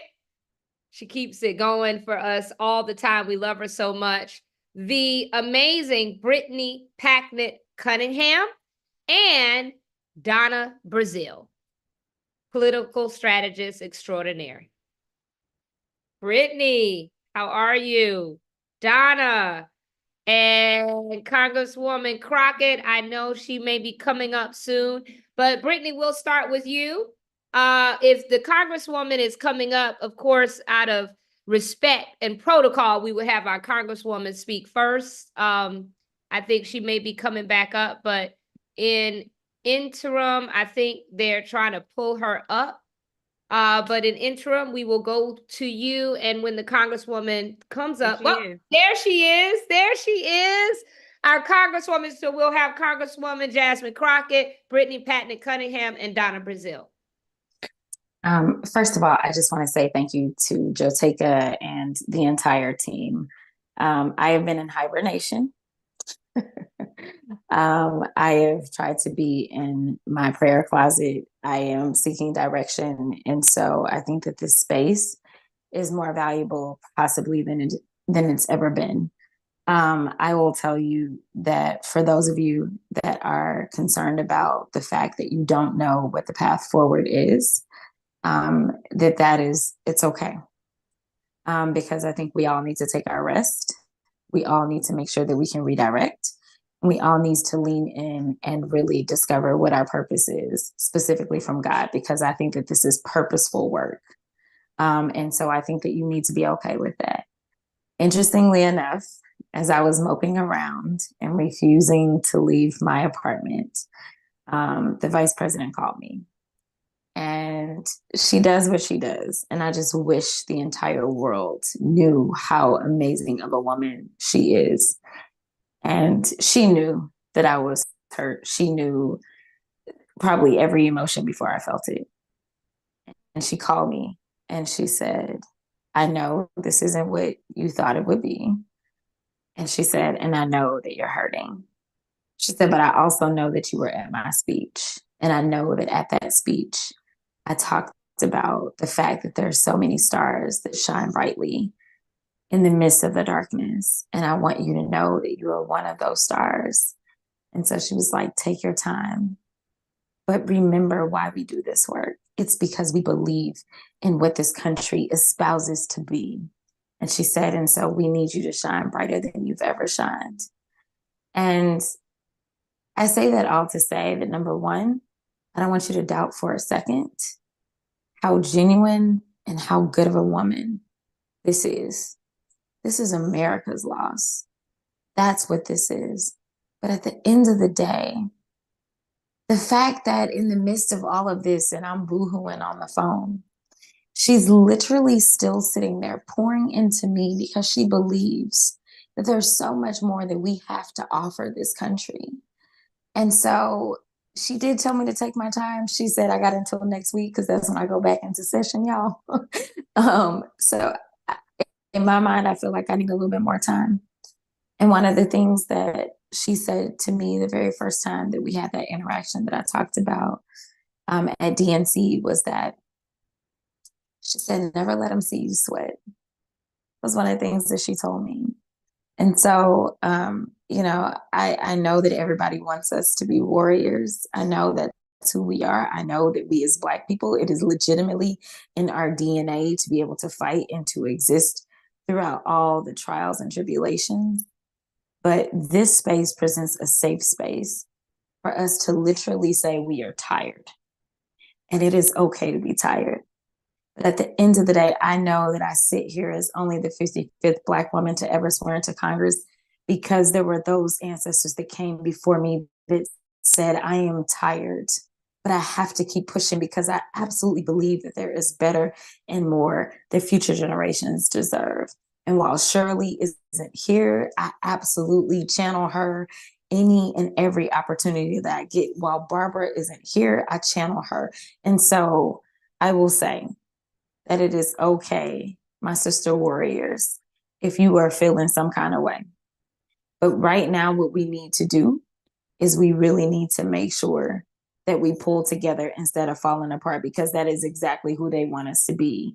One of the things that I said on the trail all the time was that divided we will fall, but united we will stand. And I try to encourage people to stay united. But I think it's okay to go through all of the phases of mourning and the loss. And we absolutely have to take that up, but we also must channel the fact that there were so many losses that our ancestors absolutely fought through. There were deaths that they fought through and they made it through. And so we will make it through and we will come back and we will be stronger on the other side. But it's okay if we don't do it the very next day. But I will say, whatever we do, we have to do it together. We cannot allow anybody to divide us. We have to be united in purpose in this moment. And the purpose is to absolutely make sure that this country starts to live up to what it owes every single one of us. Because despite what Dr. Phil had to say, we built this country. And there's no place that they can ship us off. They can't ship off stolen goods. So we are here. We ain't going nowhere.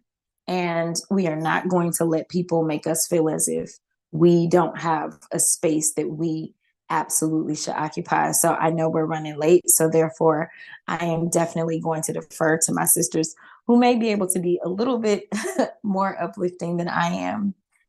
But I do want you to know that we fought for the right person. We stood on the right side of history. And so long as history books are allowed to be composed, they will absolutely say that we did our part. It's the rest of folk. It's specifically my soror, Joy just laid it out. It was the white folk that failed us.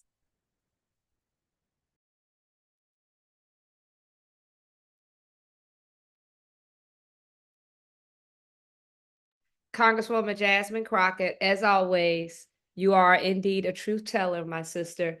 Thank you. And right here, right now, you can see what I'm doing.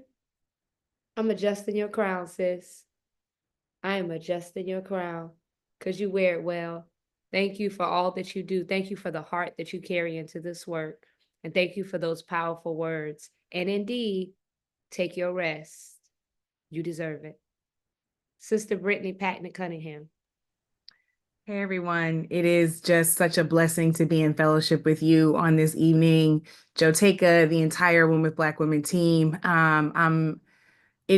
It's just always a privilege to be in your presence, and in the presence of 10,000 Black women here on this Zoom call and countless others on the YouTube. You know, Maya Angelou said, I come as one, but I stand as 10,000. And here we are literally as 10,000, reminding ourselves and one another that we never face anything alone. And so thank you for continuing to assemble us in this way. Congresswoman Crockett, my dear sister, my originally from my St. Louis OG, your truth continues to propel us forward, even when it's the uncomfortable truth that sometimes we grieve. And we deserve to do that. And still, we will continue to be your 10,000 as you take that Congress floor alongside so many of our other sisters and brothers. For those of you who don't know me, I am a strategist. I'm an organizer. I'm a Black girl with a whole lot of faith. I'm 2 days away from turning 40.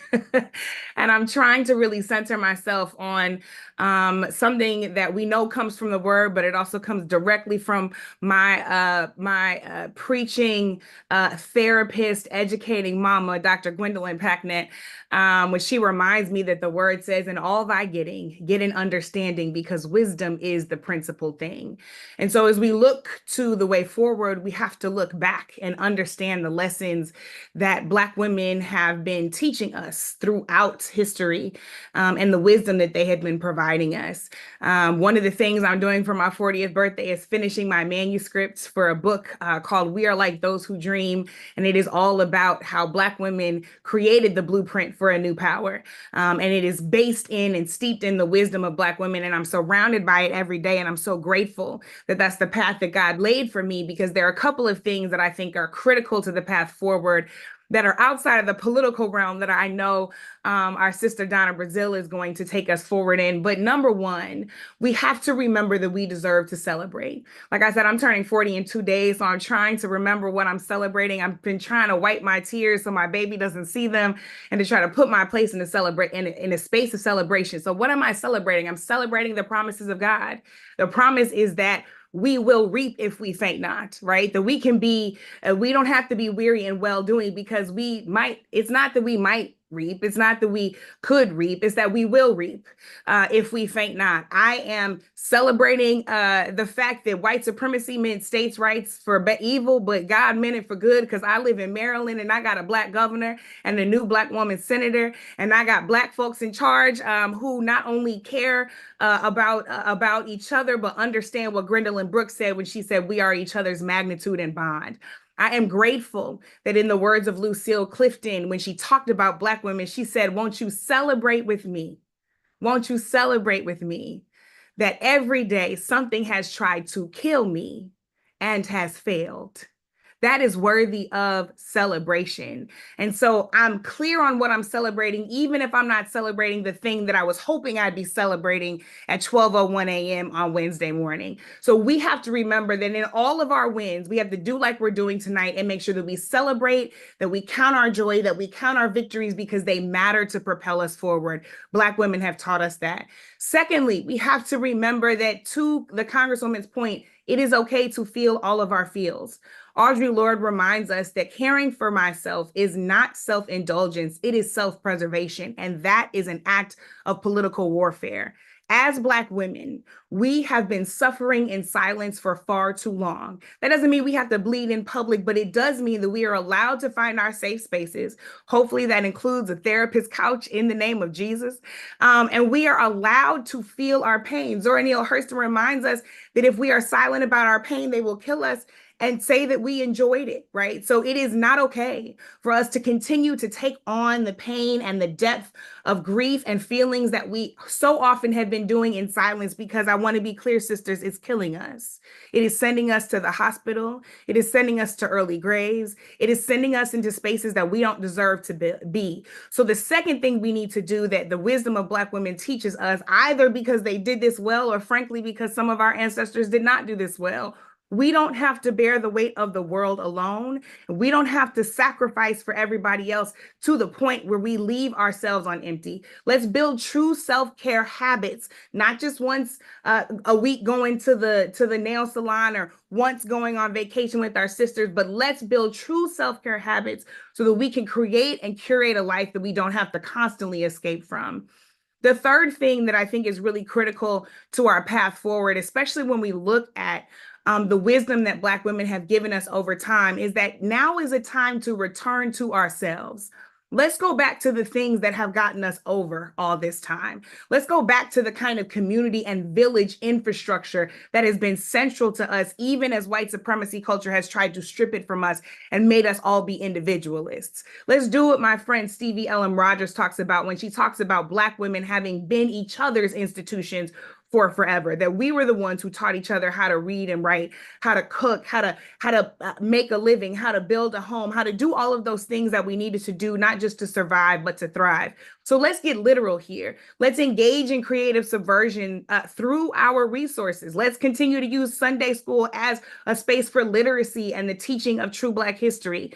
Those carpools that you're riding in on the way to work, that's a great place to each one teach one about what's coming in Project 2025, what's coming for for us in Agenda 47 and actually make sure that we are preparing ourselves in the most literal sense.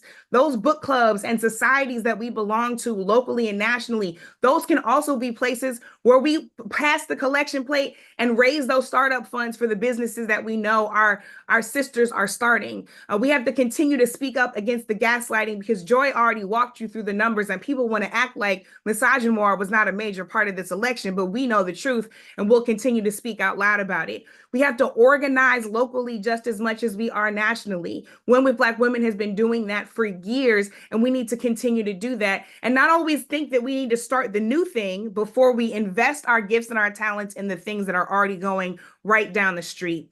One of the things we need to do is, if you got that green thumb, because I ain't got it, sis, you already see my leaves is browning, but if you got that green thumb, grow that food, start that community garden, and make sure that you're teaching those skills to somebody else as you feed them. Making sure that we are focused on our families and raising them well in these traditions, to reject the individualism of the world as it's trying to teach us, and to constantly center ourselves in a shared power and shared community. Become doulas and midwives to ensure that we birth these families knowing that reproductive freedom is not something that we were able to access at the ballot box. Being there for each other in this most essential and historical way is necessary. If you've got the resources, put a little free library in your front yard and put all those books that those school boards have been banning in it, and just tell somebody that when they're done to bring it back or to replace the book that they took. Mutual aid in the most literal sense, passing that collection plate to be one another's refuge in our times of challenge. Most importantly, to cover one another in prayer. Whatever your faith tradition looks like, that spiritual undergirding is necessary. And as Gwendolyn Brooks said, when we are each other's bond and magnitude, we pray for each other to make sure that one another stays covered, especially as we each go out into the world in this new future. The next thing that we need to do is keep sharing power. Now, it is really easy to get on this call and to think that all of the folks who are on the screen are the people who are operating in any real power and leadership. But we all know that that's not true. Wherever you are, whatever you do, you have influence and impact over somebody, and you have something to teach somebody. So let's share the power by building the bench. And I want us to get beyond whether or not they speak the perfect King's English or they've got the perfect degree from the perfect university. I want us to recognize that every single sister has something to offer. And so it's our opportunity and privilege to make sure that we nurture those things in one another. If you see them in your workplace, at your mosque, at your synagogue, at your church, down the street, in your volunteer organization, in your sorority, take somebody under your wing and make sure that the leadership that we need for now and the future is being mentored, sponsored, and advocated for by you. We have to keep on holding to our values, sisters. I know in these moments when evil keeps winning, it's really tempting to try to match that energy and be just as petty as the folks who are fighting us. But we have to remember, part of the power of Black women and why we've gotten where we've gotten is that we have never become what we have been fighting. We have never been consumed by what's been trying to consume us. So I know we want to get these jokes off. We want to pass the funny memes, but we have to remember who we are and whose we are and stay grounded in those things that have brought us to this place, because that's what will continue to get us over.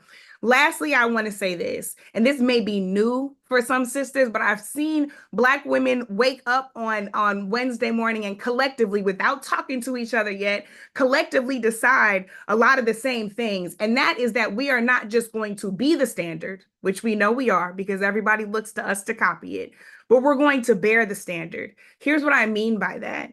Everyone looks to us, but if they're going to learn from us, if they're going to glean from us, if they're going to steal from us, if they're going to get from us, then they need to give to us. It will no longer be acceptable for us to continue to sacrifice without reciprocity. We are the ones who teach people how to treat us. And so collectively, that doesn't mean that we're quitting. It means that we're holding the bar high to say, if you want to be in community with us, then we expect what we give in return. And frankly, in spades, because there's some reparations that are due. All right, sisters. So I'll just close by saying this. Nanny Helen Burroughs, who started a school for Black women and girls here in Washington, D.C., right by where I live.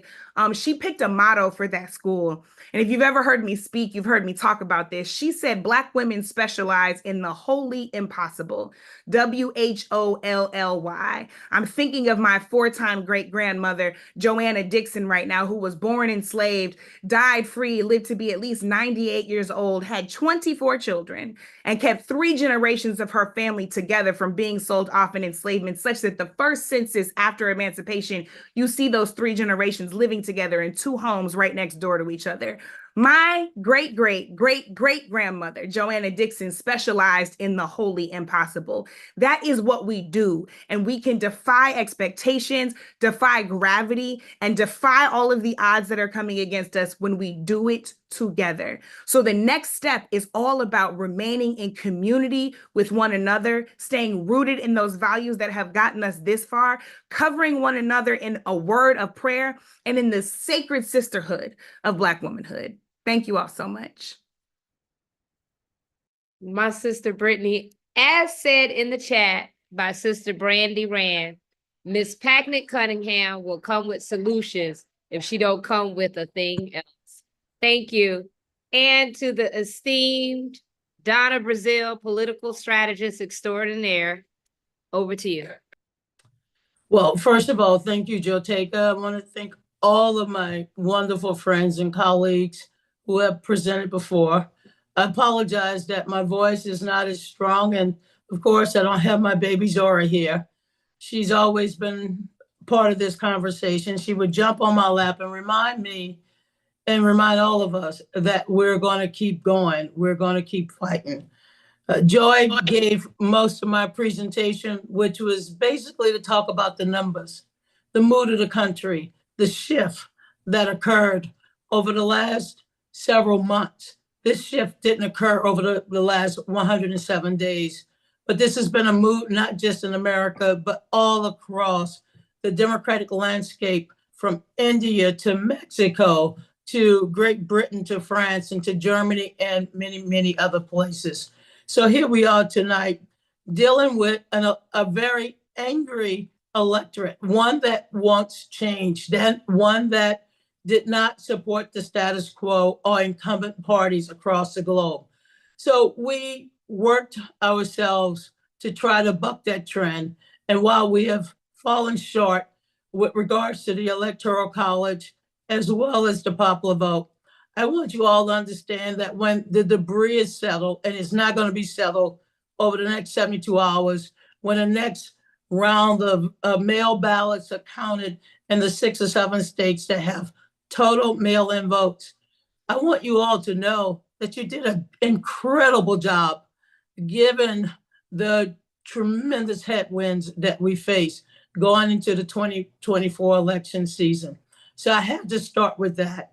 And I want to, again, add my voice to those who spoke before, whether it's seeing Angela Alsobrooks, someone who I knew as a young intern when I worked in the office of Congresswoman Eleanor Holmes Norton, our first Congressional Black Caucus intern, to see her take the oath on January 3rd, 2025, to see that will be administered, by the way, by Kamala Harris, and to see Lisa Blunt Rochester take the oath on January 3rd, 2025, which will be administered by Kamala Harris. This is a moment that we all have to absorb. And I know many of you are not feeling it. I'm not feeling it. I didn't feel it in 2000 when I had to accept, like many of you, the defeat of Al Gore and that complicated, very challenging election season.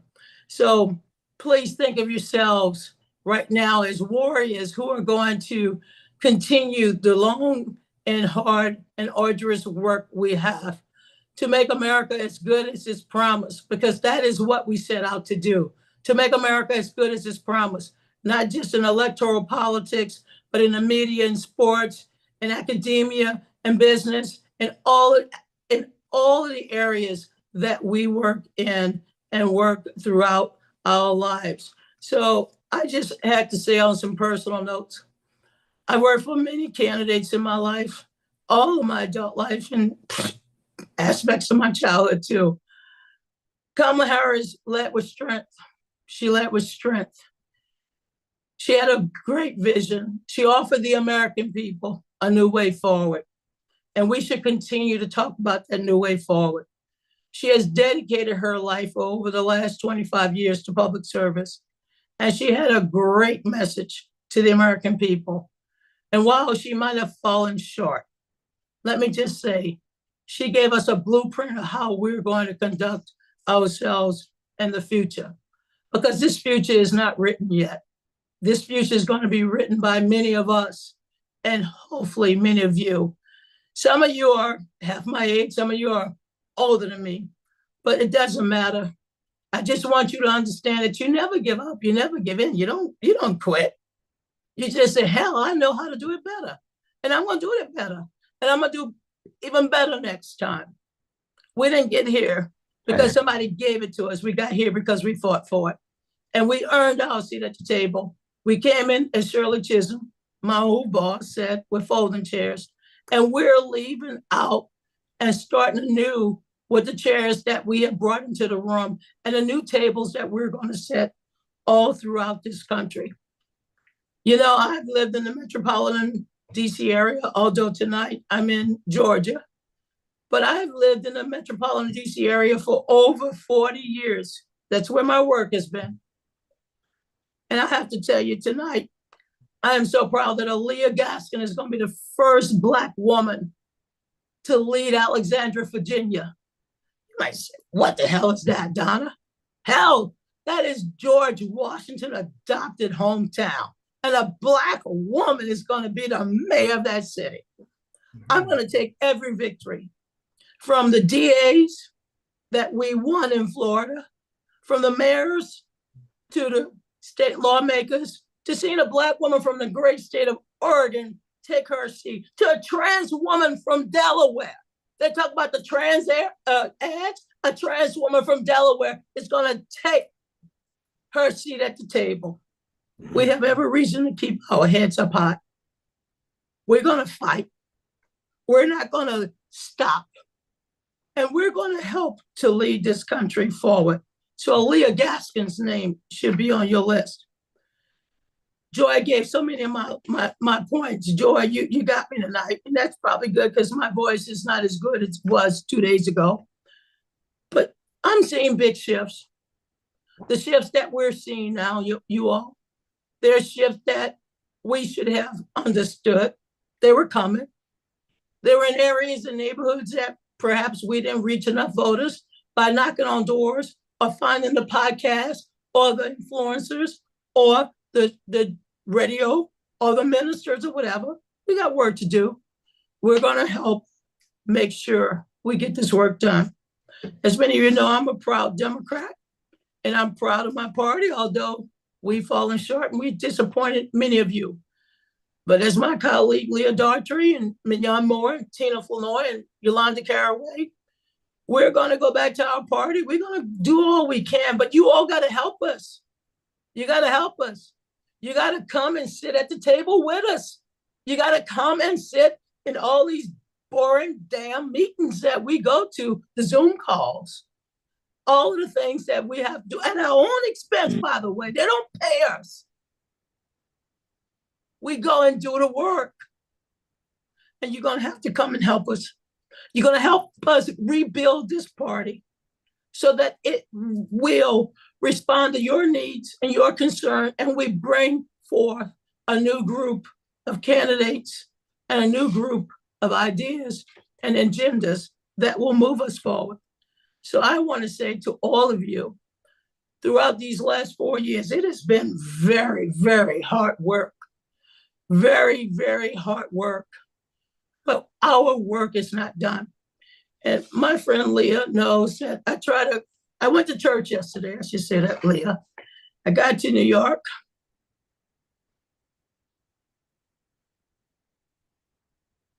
And I didn't want to go to my hotel. I said, I got to go thank God. I'm Catholic. I went to St. Patrick. Walked, put $3, lit the candle, dipped my fingers, and I listened to the homily. And I came out there knowing that I still have work to do. You have work to do. We all have work to do.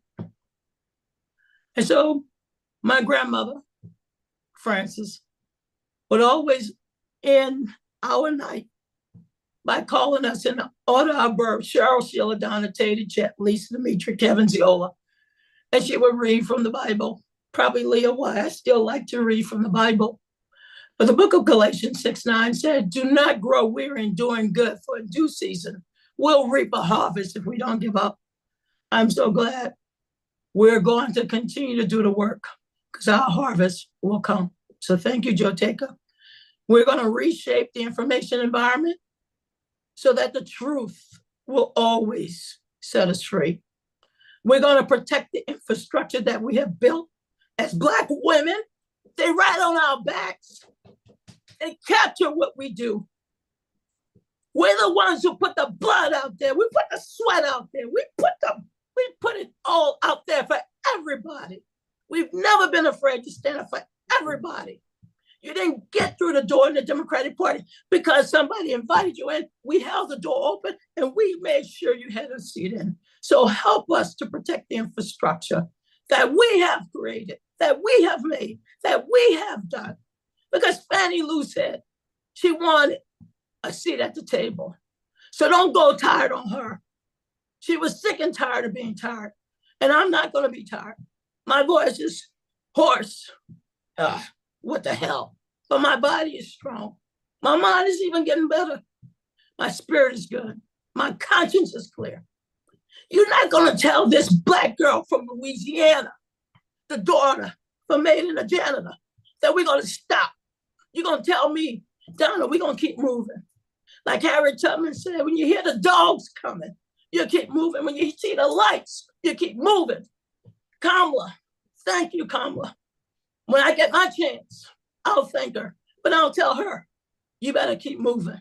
And I look forward on January 3rd to see her swearing in those 2 Black women, to see her once again stand and represent us.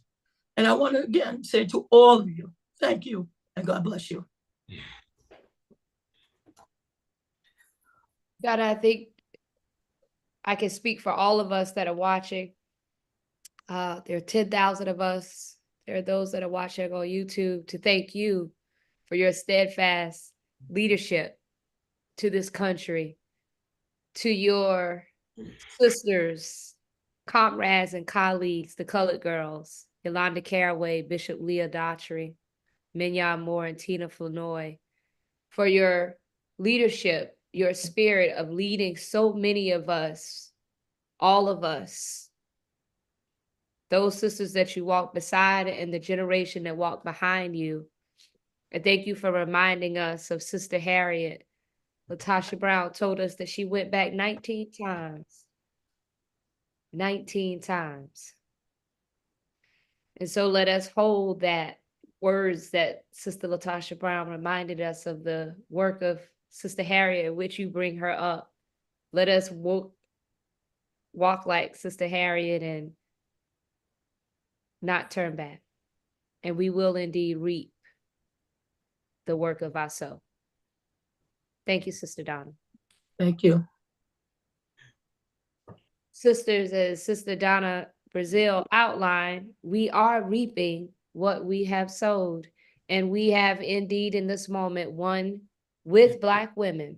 And I'm honored to bring up our sisters, Star Jones, Sister Holly Holiday, Sister Rachel Norlander, to walk you through how we won with Black women in fundraising, we won with Black women in the media, and we won with Black women in the States. Over to you, sisters. Let's start with the money, Star. Okay, so Star holds the bag, as you all say, and it is time for me to celebrate the sisters. I am so thrilled. I cannot tell you how thrilled I am to take this moment to express my deepest and most heartfelt thanks to each and every one of you. You know, this entire day I've been spending time getting all the numbers for you because our extraordinary women and allies who supported our sister, Vice President Kamala Harris, in her historic run for President of the United States was just over the top.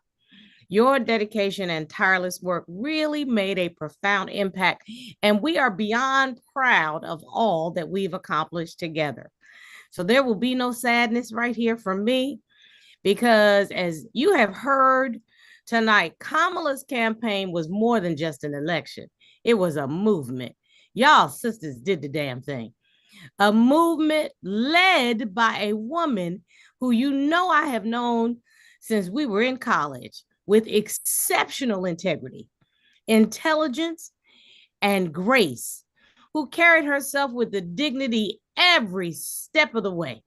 I have never been so proud to support a candidate, and I literally have been a Democratic surrogate for every single Democratic presidential nominee since Jimmy Carter.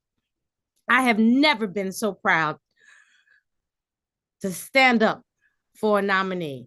Through the highs and the lows of this race, MVP showed the world what leadership rooted in values looks like. I mean, I loved when she would say, you can change your opinions, but you can't change your values. And we could not be more proud of the way she represented us all. But as much as Joe Taker would say, but as much as we celebrate Kamala, we really have to celebrate ourselves. I know Rachel's going to back me up. I know Holly's going to back me up. But as Black women, we showed up in ways that were not only historic, but transformative. So I'm going to kick you the numbers. Together, we raised over $3.1 million from over 21,000 individual donors. The way we organized, strategized, and most importantly, invested, putting real financial skin in the game, has set a new standard for what grassroots movements look like. And it wasn't just about supporting a candidate, it was about building power. So I want you to look at the numbers that are in front of you. The total contributions, and I have the numbers down to the penny, 3.173841.04. Yes, that's $1 million. We had 23,052 contributions, individual contributions. That came from 21,673 contributors. We call them bundlers because that means they were out there raising money.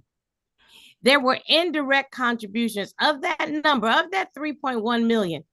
Almost 400,000 were actually raised in connection with the movement, meaning our girls from Win with Black Women decided we were going to raise money together to the tune of almost $400,000.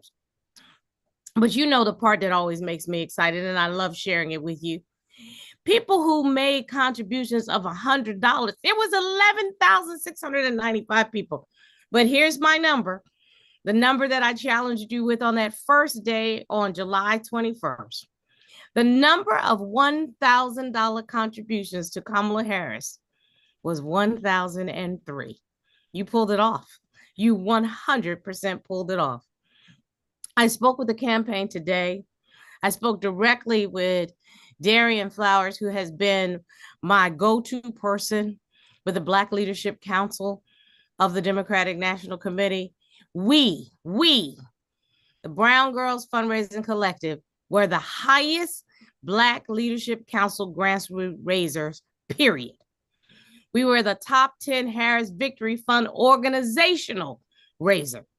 We're the third highest grossing Harris Victory Fund virtual fundraiser that we had on July 21st. You all know that we stayed up all night together. We're the third most individual contributions. You know what that means? Out of the whole country raised to the Harris Victory Fund since its launch. The third highest individual contributions was our group, 21,673 people. So even though our MVP didn't prevail in the election, we have something even more powerful to hold on to: the undeniable strength of our collective action. We now have 2 Black women who will now serve in the U.S. Senate at the same time. Our strategic planning, led by the Black Women's Leadership Collective, the Colored Girls, and our Power Rising conveners, Mignon Moore and Bishop Leah Daughtry. Our spot-on analysis led by Sisters Donna Brazile and our girl Karen Finney. Our media influence led by my sister Rachel Norlinger, and our mobilization efforts led by Holly Holiday, Latasha Brown, and sisters across this nation. And yes, our financial contributions generated by the Brown Girls Fundraising Collective will leave a legacy that continues to inspire. Oh yes, I'm happy, honey. We have set a bar for future generations of women, particularly Black women, to step up and make our voices heard, not just in elections, but in every room where decisions are being made. So yes, we did win, because the work has not been in vain. We have laid the foundation for a new era of leadership. We've proven that when we come together, there is no limit to what we can achieve. Honey, the seeds have been sown and they will bear fruit for years to come. Can you say 2 Black women senators at the same time? And the impact of our efforts are going to resonate for generations. So I want to thank you again. I want to thank you from the bottom of my heart. I came on to tell you that I was going to lead that effort with integrity, that y'all trusted me with your time and your energy and your commitment. And we came to the table and brought something more than an appetite. Together, we've created something truly powerful. And I am so proud to stand with you in this collective. I sent this note over to the Vice President, and we say thank you to her with immense gratitude and 100% solidarity. Thank you all so very much. Brown Girls Fundraising Collective is no joke. Hey. My. Whew. Sisters, what an energetic call. I needed this. We all needed this. I'm going to take a minute tonight to focus on the overall media campaign that Win with Black Women did month by month. And I'm going to show you and talk a little bit about what we've done since July 21st. I'm going to talk about our evolution, our reach, our growth, and most importantly, the enormous impact that we've had. And look, almost $11 billion was spent on advertising in this campaign. And you know how much Win with Black Women spent? 0. But you know how incredibly huge our impact was? You're about to see. And you know, while Actum was able to manage the deluge of incoming inquiries, because we got a lot, and we helped to get the word out about Win with Black Women's message and the events. But it was the thought leadership led by the brightest minds in this country. We couldn't have accomplished any of this media that you're about to see without our sister leaders. And it was the women behind the scenes who helped schedule and pull data and approve materials and help with press release editing and shared quotes and did the actual interviews and so much more that really, really made our work epic. And it was the behind the scenes, the text messages and the WhatsApp threads and all of the stuff that you're going to see really, really turned into impact. So if you could go to the first slide, please. Okay. So second slide, forgive me.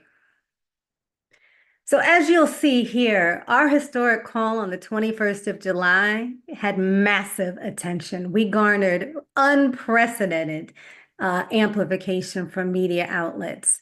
And, you know, it was on that call, it was first covered in the news, the fact that we had 90,000 women. We had 44,000 women on our Zoom. And then because we're industrious, we had so many other platforms. It was 90,000 women, Black women, that united. And as Star just said, raised initially $1.6 million, which quickly rose to $2.5 million. And now, as Star just said, over $3.1 million. The Brown Girls Fundraising Collective and our Win with Black Women allies raised that amount of money, and that was covered quite significantly in the news. And so the media started to largely focus on our fundraising, and then you started to see an evolution. Next slide, please. So this is August, and this is when Win with Black Women's media profile started to reach new heights. We saw coverage around the groundswell of support that we've garnered and the 100+ unity groups that followed our efforts. You know, it's no secret that after our Zoom, many others followed. We broke social and political and civic boundaries, and we completely overturned and disrupted organizing so much that media outlets, including the New York Times, called this the Zoom election. That was us, y'all. And it was a historic moment that you saw when we convened at the DNC in Chicago, where so many of us, Joe Taka and all of our sister leaders, were so front and center in the media, helping to spread and really provide a narrative around the work that Black women are doing across the country. Next slide, please.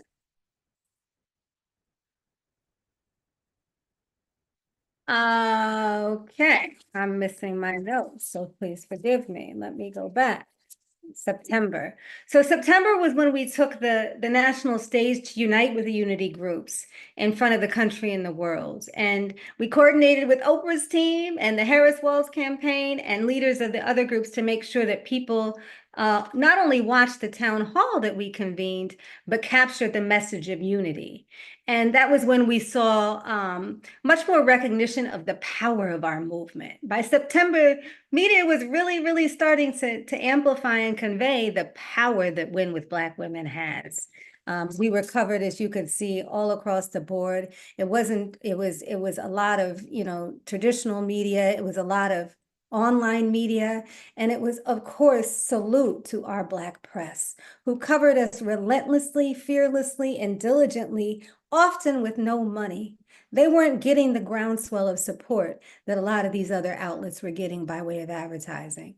So I'm always going to salute our Black press. If we could go to the next slide, November, the final week. Well, okay, we're in October. What is happening, Rachel? October was basically, we continued our sprint. And from the get-go, we had always said this is unequivocally a test of endurance, but we were moving fast. And so in October, we continued to get out to vote, and we amplified the various events that Win with Black Women was doing around the country. We certainly provided coverage or got secured coverage on all of the different cities and locales that where Win with Black Women was thriving. Next slide, please.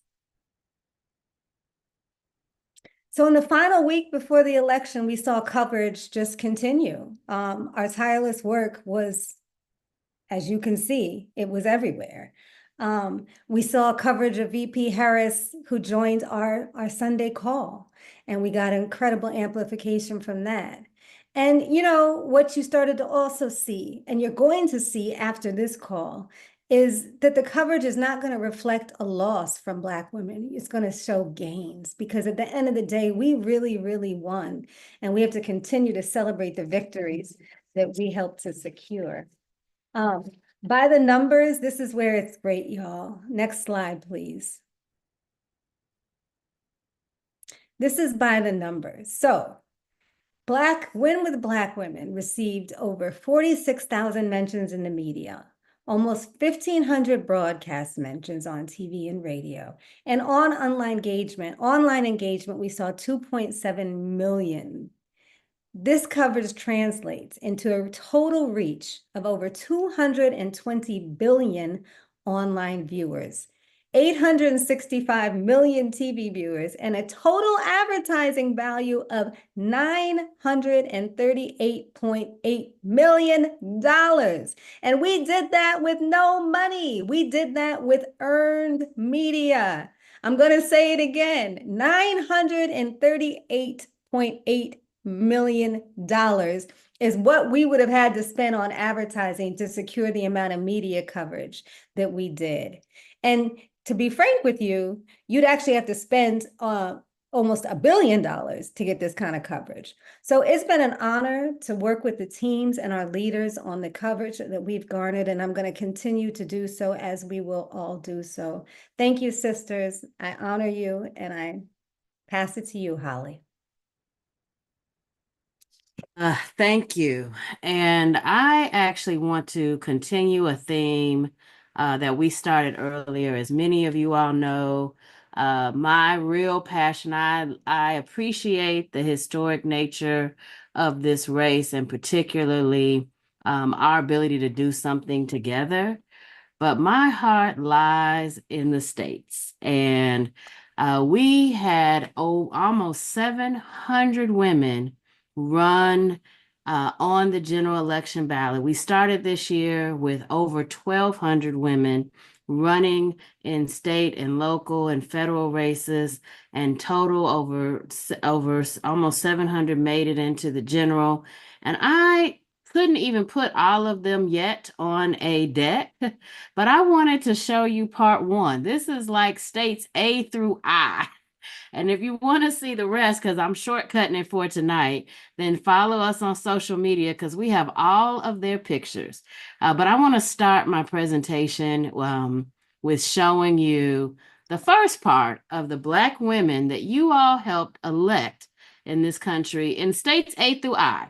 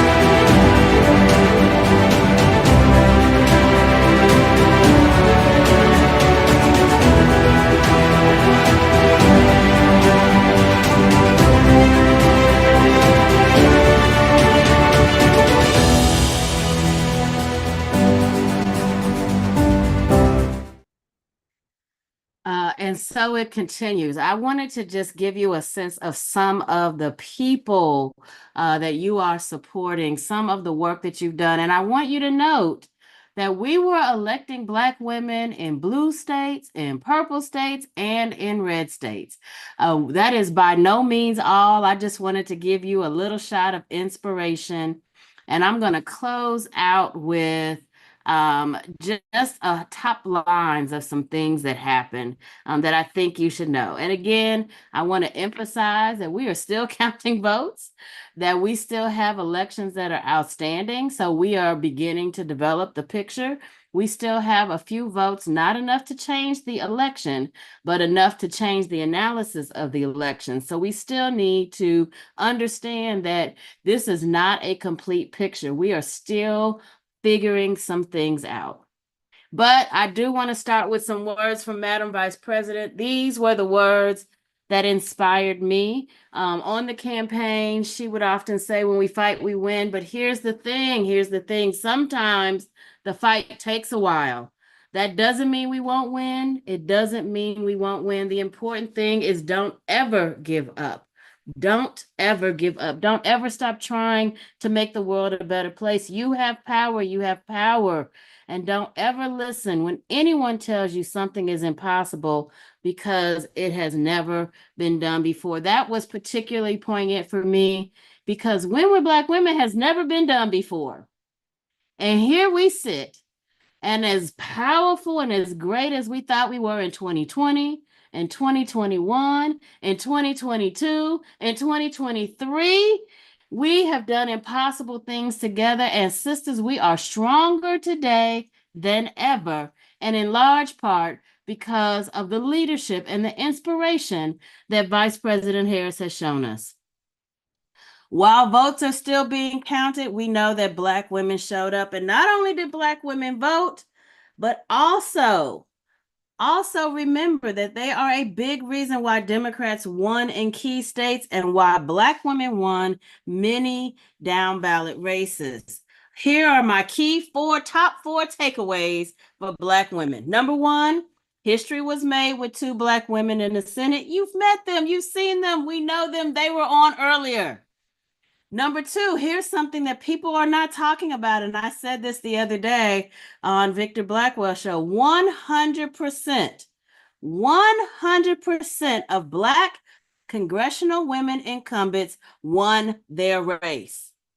Say hello to the ones that had the toughest races. Johanna Haynes in Connecticut, Summer Lee in Pennsylvania, a red state, Amelia Sykes in Ohio, whose district is 91% white, y'all, won, and Lauren Underwood in Illinois.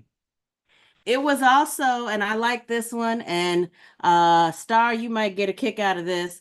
It was a big night for women running for prosecutor. And I like to talk about the prosecutor's race because that is where Madam VP started. And we had 8 Black women, and only 1% of all prosecutors, by the way, are Black women. We had eight prosecutors on the ballot in November, and 6 of them won, including people like Monique Worrell in Florida, who, if you remember, because she's been on our calls, DeSantis threw out of her office, threw her out and said, you can't serve. And the people said, yes, she can, and brought her right on back. People like Fani Willis, who I think, quite frankly, Trump just terrorized, and the people brought her back in a state, by the way, that went for Trump. And I just like to say shout out to the whole Atlanta Metro because they was electing prosecutors. I think it's at least 3 of them all around Cobb County, Gwinnett County, and of course, Fulton County. And a shout out to my home state county of Jackson County that elected its first Black woman prosecutor. And let me tell y'all something, Kansas City, Missouri does have Black people, but we is not the majority. And we elected in that county our first Black woman prosecutor, Melissa Johnson. Finally, I end with this. Black women helped elect a lot of Democrats. We are stronger and more influential today than we were in 2020, and we will continue to learn, and we will continue to get stronger. I just want to use North Carolina as a case study because I wanted to challenge you because I know so many of you did this work locally, to challenge you to begin thinking about how you are going to move next. So North Carolina was a place where Trump did win the electoral votes, but elected a Democratic governor. But at the same time, we broke the Republican supermajority in the state legislature, which means now they got to talk to us a little bit differently. They can't just run over. And we had 30 Black women on the ballot with 13 wins. And I want to note here that an exit polling showed in North Carolina that they made up 19% of the electorate. I'm sorry, they make up 20% of the electorate, but 19% of the electorate showed up. That's just a mere 1%. So I just want you to understand turnout in big numbers, and that's how Democrats won. And then I want to just note here that once we get elected, like other races, once we get elected, it's easier for us to stay elected. Every single candidate that was an incumbent in North Carolina won their election for the most part. We only lost the appointed incumbents were the ones that lost, and 2 challengers won. So just to give you a little bit of perspective. Now, that is not true in every state, but this is pretty much what we saw in a lot of places. Finally, I wouldn't be who I was if I didn't give y'all something to do. I know y'all thought y'all was just gonna come on here and get the little feels, and I want you to feel all the feels. But while you feeling all the feels, join me in thanking Vice President Kamala Harris for her leadership.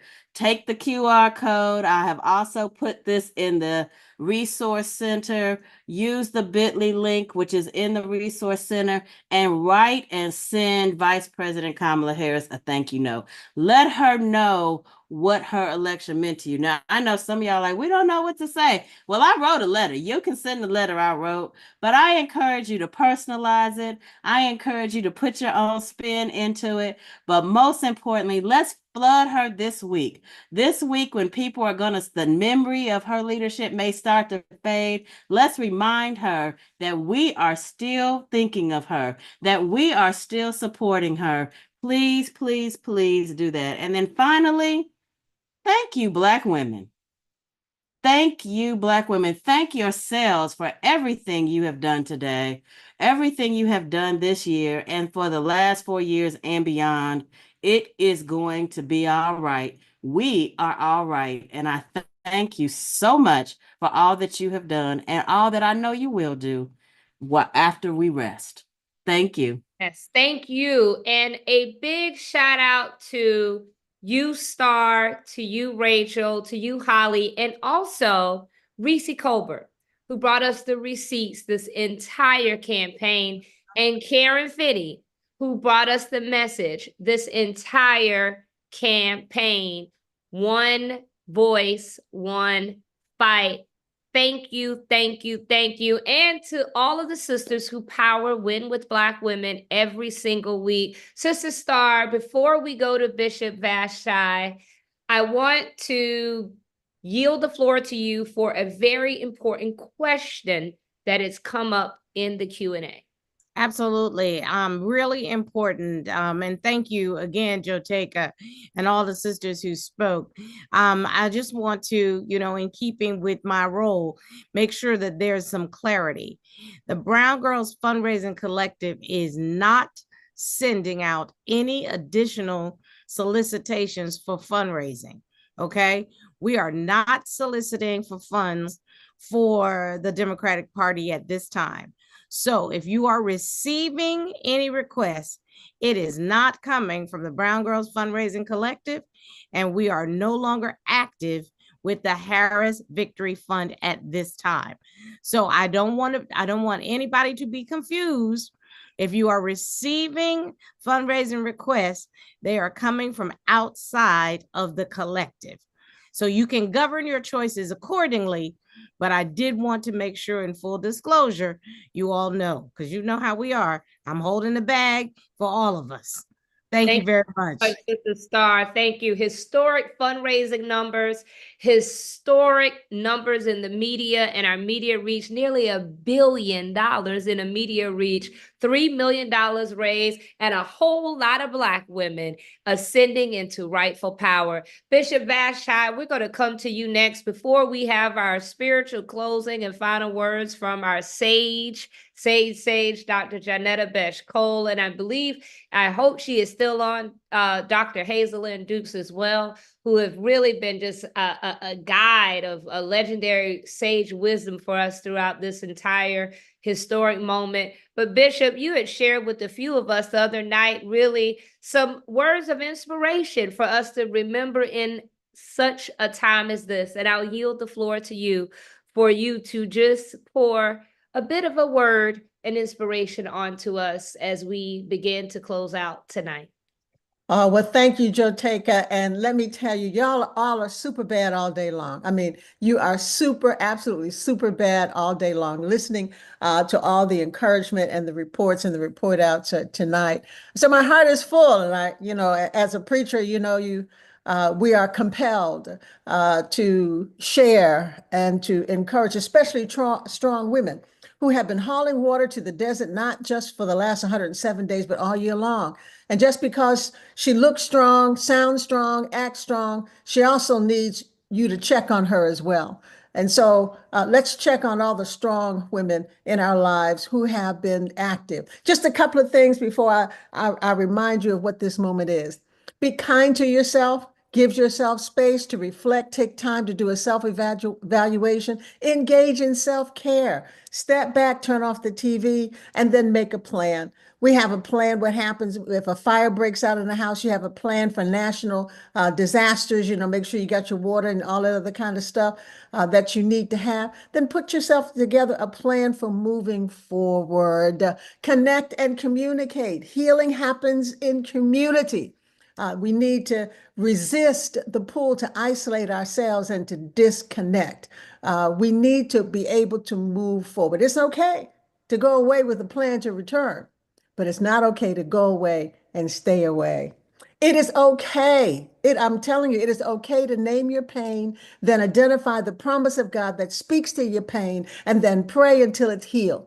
For me, there are moments, and other sisters have shared with it that I felt abandoned by the electorate. And then the promise of God says, when my mother and father forsake me, the Lord will take it up. And then we pray until it's healed. Acknowledge the reality. It is the reality. It is what it is. So we can be angry and sin not, and we can use our anger wisely. And all night long, you've heard all kinds of suggestions on how to use your anger wisely.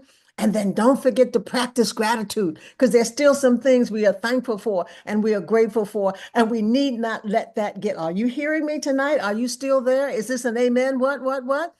There are still things that we need to be to acknowledge and say out loud that we are grateful for, and I'm grateful for you, my sisters. So this is our Esther moment. Yes, this is our Esther moment, one that echoes the timeless story of Esther, whose courageous actions changed the fate of her people. Esther had to stand before a powerful king and an irrefutable decree, a royal order that was a demand for genocide of a minority segment in the country. It was against a segment in that ancient society, a group of people who were going to be killed ruthlessly. And this is not just a story of the past, it is called to action today. So here you have a queen with no real power, married to a man with too much power. And Mordecai, come on, go back to the book of Esther, Sunday school students in Bible study. Mordecai came to her and said, look, have you heard about this order of complete genocide? You've got to do something about this. And so at first, Sister Girl says, well, I'm going to sit this one out. And then Mordecai said, wait now, don't think just because you're in the king's house, just because you have a position, just because you have a title, just because you have a job, just because you have a house, just because you have a car, just because you like to fly under the radar, just because you like to watch from the sidelines, doesn't mean that you and your family are going to be exempt from this. You have the power to be an instrument of God, to be a saving force for your people. Well, you know what she said, if I perish, I perish, but I'm going. And she did. But wait now, before she went, She said to Mordecai, her mentor, I and my maids are going to pray for 3 days. And I want you to go and ask the people to pray for 3 days. In other words, she wasn't going to confront the problem, the issue. She was not going to confront the decree for genocide until she prepared. And that was preparation, with spiritual preparation and prayer. But wait a minute. Here was a woman that was oppressed. She was stolen from her country. She was forced into the king's harem. She had to share her husband with the other women in the house. She had no real power of her own. They changed her name, put her in a culture she was not in, and she was kept away from her faith. But when she was confronted with the issue, she said, what? I and my maids are going to pray. And you tell the people to pray, then we're going to go into action. So she became battle ready in prayer. She didn't have to have worship service. She didn't have to have Bible study. She didn't have to go teach the household how to pray, which meant they were doing it all along. So many times we have to be battle ready before the battle appears.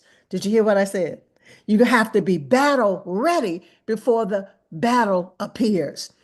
So you don't have to get ready. You're going to be ready because you're prepared, and God will give you the plan, and you're ready to move. You're ready to move forward. So this was our Esther moment. This was our Esther moment. And so, okay, Mackenzie, I hear you. You know, you say, okay. So what is the charge now? Is there a word from the Lord for us right now? It absolutely is. God says in God's word in Jeremiah, I know the plans I have for you, plans not to harm, but to prosper you. What you say?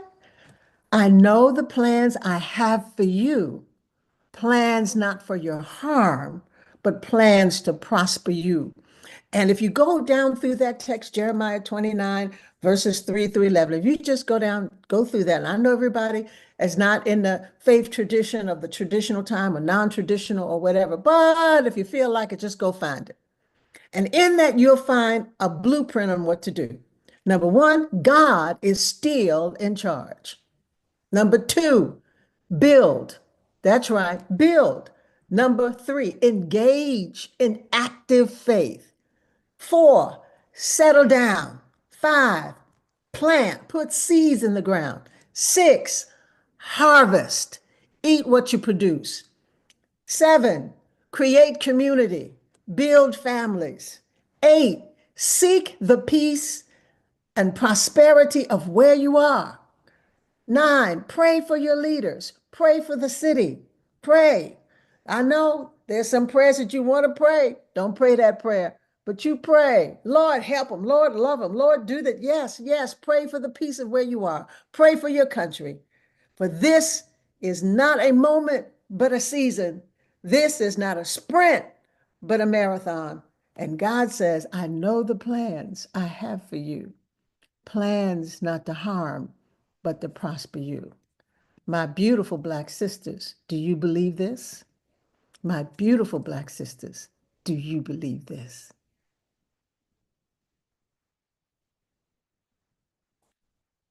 Ooh, plans not to harm, but to prosper. Do we believe it? Bishop, thank you.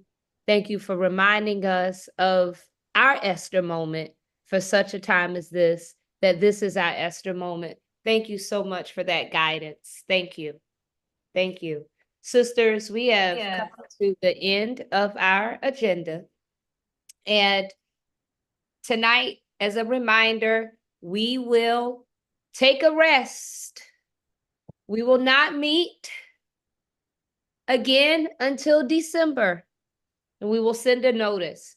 For those who will be joining, we will have a different link because we will continue in the tradition of Win with Black Women. We had opened up very wide. We will move our meetings back to a focus on our agenda as we have for the last 4 years.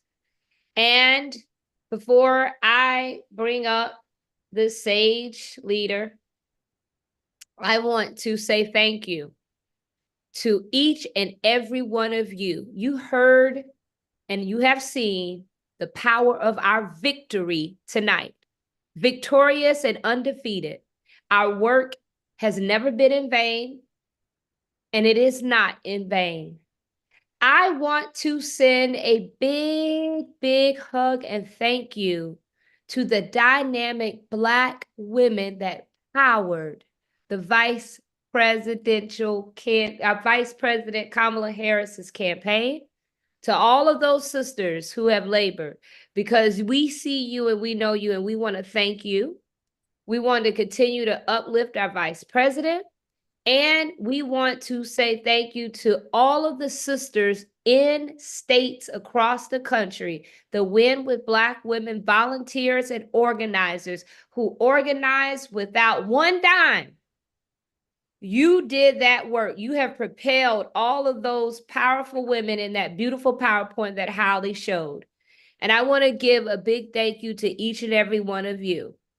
And finally, I want to thank those who have advised and guided this campaign and this network since its inception. The Colored Girls, Mignon Moore, Bishop Leah Daughtry, Donna Brazil, and Tina Flournoy, Yolanda Caraway, to the women of the Black Women's Leadership Collective, our good sisters, Roz, Rhonda, Siobhan, Melanie, Holly, Glenda.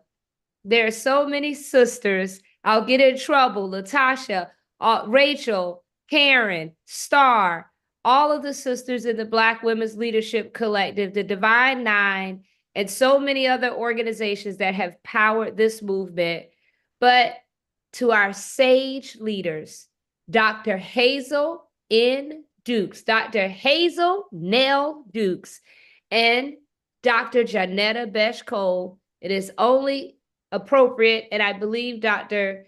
Dukes is on, and she may be able to vocally join us, but we will yield the floor to you all to close us out. Immediately following closing, we will have just maybe 15 to 20 minutes of after hours for us to fellowship before we close out. For Dr. Cole and Dr. Dukes, we thank you for the guidance and the wisdom and being the connection to such a rich legacy in history that we have been in this moment. I believe I can speak for so many of us. We will never forget this moment in our lives. We will never forget the role that we played, and we will never forget how we felt. And we will never, ever, ever forget the power that we knew that we had. And much of it is because we are so connected to you. Thank you. Well, my Sora, my sister, our leader, Joe Taker, you know, I will always insist that Hazel Dukes, the mighty sister Hazel Dukes, speaks before I do, out of respect, out of deference to her. Mama Duke, are you there?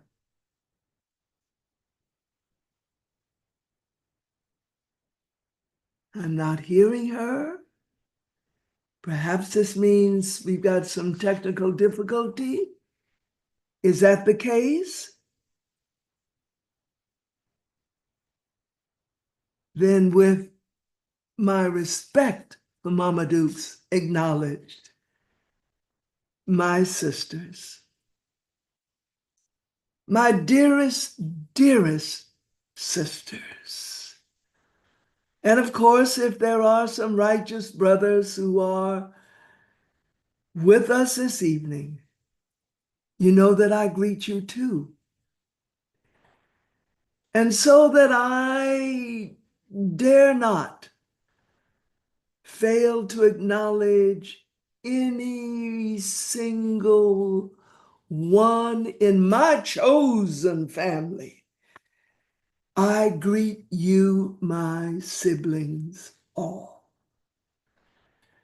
Now, before I do what my precious and powerful sister Joe Taker asked that I do this evening, which I will do to the best of my ability, I want to use words that I said so often in that AME church that I grew up in Jacksonville, Florida.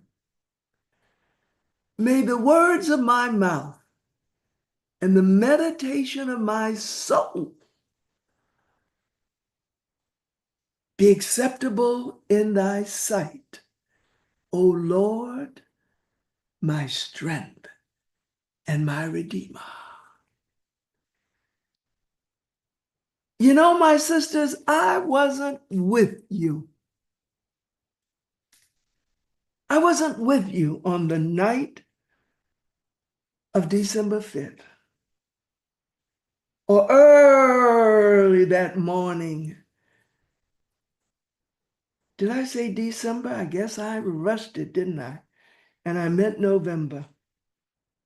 Nor was I with you early that morning on November 6th. When you kept saying, no, no, no, no, no, no, no, no, there's something else that hasn't happened yet.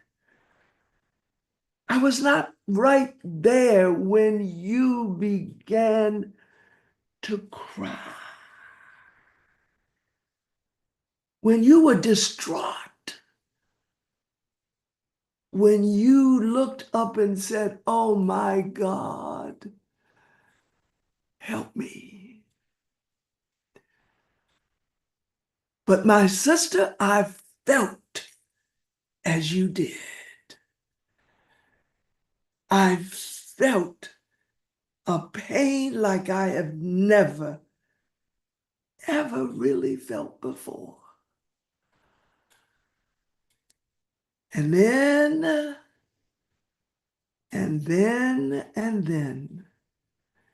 like you, if not that morning, and maybe if not throughout that day,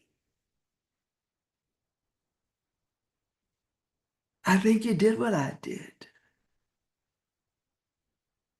You had cried. You had wept that an individual, a convicted felon,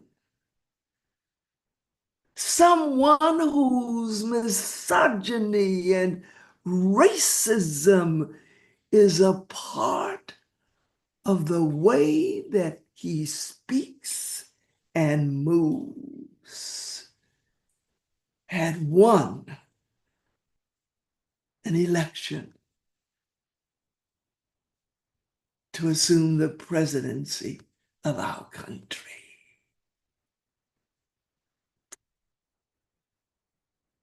I know it. I know that at some point, my sister, you did as I did, and you said with every bone in your body, you said, I will not succumb to defeat. I will not give in to hopelessness. And in one way or another, you found a way to use the words of our poet, Mari Evans, who said, I am a Black woman, strong as a cypress. Look on me and be renewed. You know, my sisters, that is simply who we are. We may not win every race, but we will run again. We may not be victorious in everything that we start out to do, but we will continue to do. In fact, I know, my dearest sisters, that on a night when we thought all that should be, would be, and was not, you, like I, called on your faith. And you said, we may not understand it now, but God has not left us and never will.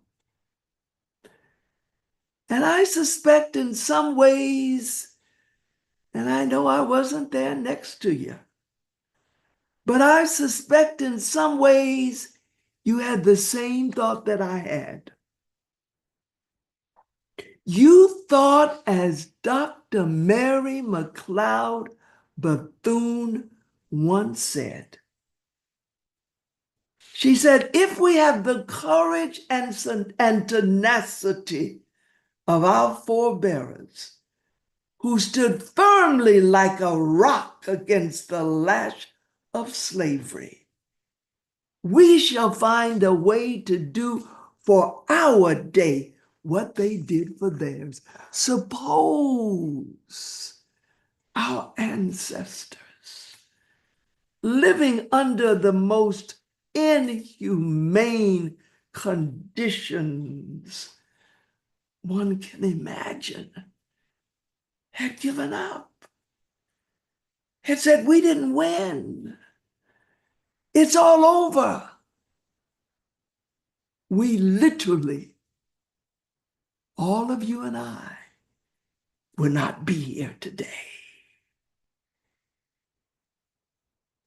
We must do no less than our ancestors did.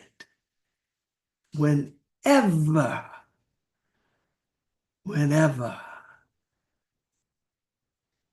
it was dark, they remembered that joy would come in the morning. And so, like you, I have started to sing a song. Yours may be a little different from mine, but I've been singing this song. It's a song made popular by Sweet Honey in the Rock. And they use the words of that amazing and grace-filled civil rights and women's rights leader. Oh, you know her, Ella Baker.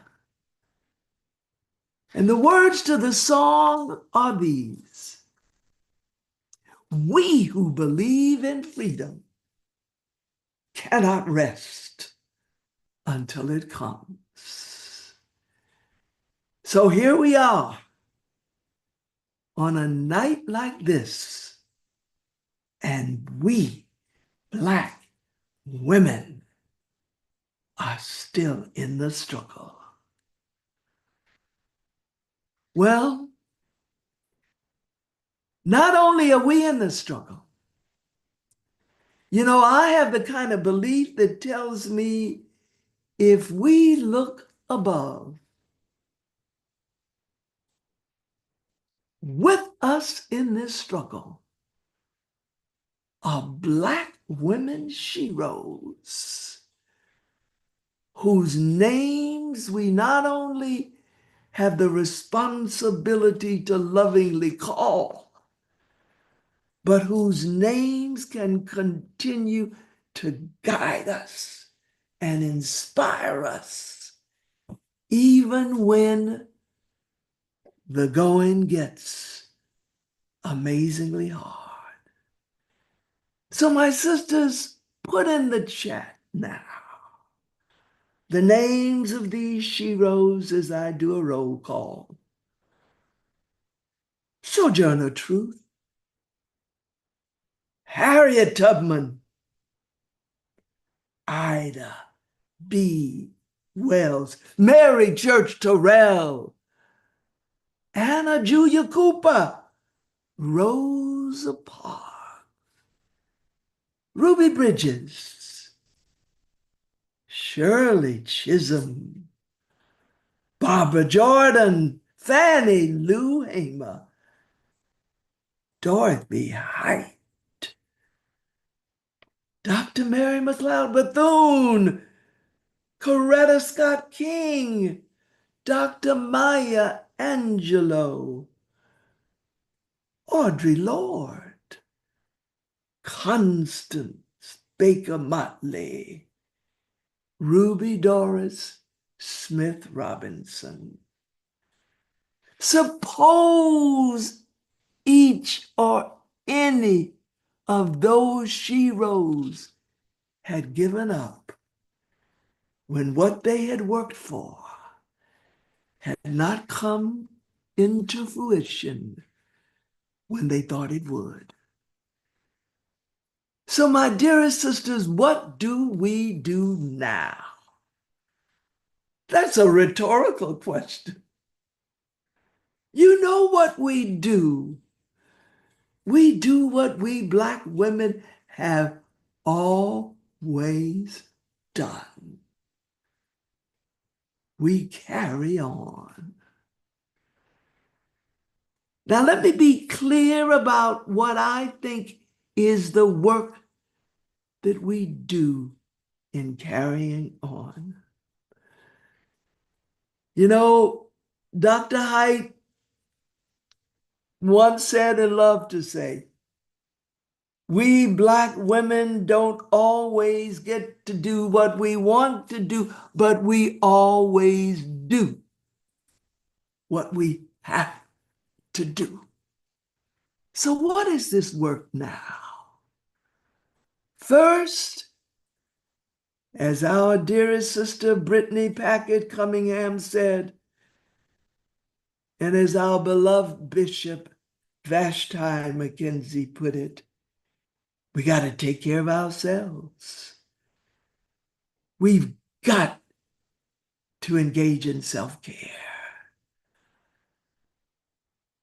Audre Lorde used words that I certainly use because I've got them on a pillow in my closet and I read them every day. Those words are these: doing for ourselves is not self-indulgence. It is self-preservation. It is a political act. So, my sisters, as our bishop said, be kind to ourselves right now. Understand what we're feeling. And if self-care ever called on us to pray, it calls on us to pray now. What else must we do as we carry on? Secondly, it seems to me we kind of need to go to school. As sophisticated as we are, you know, I hang out with folk like the colored girls. As much as we know about America and American people, following this election, we need to understand even better who American people are. As Maya Angelou, the good Dr. Angelou, said to us, when people show you who they are, believe them. And while I suspect that what Joy Ann Reid shared with us, oh, bless you, my sister, for that teaching. While all that our sister Joy Ann Reid shared with us tells us that some of the things that we're hearing on the grapevine didn't happen, and others did. What we do know is that white people and men overwhelmingly voted for Donald Trump. We may say we understand misogyny, but my sisters, we gotta really go to school and understand how even some Latinos and some Black men voted for Trump. And it is too simplistic for us just to say white folk did what white folk always do. We got to go to school and understand even more carefully, systematically, who are all of these white folk, including white women, who voted for him. Well, thirdly, we've got to become even more. I know we've been at it. I know. But we've got to become even more active in our local and our state and our regional, as well as our national work. And it's not going to be easy now to walk into that school board meeting. It's not going to be a pleasant experience to go in a lot of places where we have got to go. But we got to go there. And we as Black women will go there with all of the strength, not of ourselves alone, but of all Black women. Fourth, I think we need to and we must continue to be our sisters' keepers. If you're doing all right tonight, there's a sister somewhere who isn't. If you have recovered from that disastrous experience of looking at a map of our country and seeing more red than you could find blue, there are sisters who have not. Find them, hug them, love them. And then, my sisters, what I should have said first, but I leave it last because it is all powerful to say. We have got to keep the faith. We have got to continue to know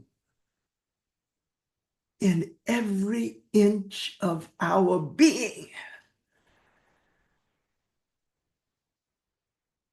that there is a power so much greater than we could ever even imagine. Yes, a power that is still in control. Now, my sisters, the hour is unusually late for us. But here is how I must bring closure. It's already come to us in presentations that we've heard throughout the night. But my sisters, hear me. We have built a movement in the last 4 years. Look what we have done. We have built a movement. And yes, it is called Win with Black Women. We began as such a small gathering of Black women. We are now 10,000 Black women on this call. We were a force, a mighty force in helping to make sure that our sister Kamala Harris became the Vice President of the United States of America. My sisters, we were clearly a force in President Joseph Biden saying that as he left the race, at the top of the Democratic ticket would be our sister, Vice President Kamala Harris. And all my sisters, we definitely inspired countless other groups to work for the Harris Waltz ticket. Can you imagine what we started 4 years ago ended up with everything from white dudes for Harris to childless cat women for Harris? All of these groups will not go away, and neither will we. And my sisters, we cannot act like money don't matter, because it do. And under the incomparable leadership of our sister Star Jones, look at what we did. The amount of money we did in support of someone we still and forever will believe in. And so we have built a movement, and it is not going away. Peace and blessings to each of you, my dearest sisters. Walk in your strength, your pride, your glory, and yes, your mighty self as a Black woman.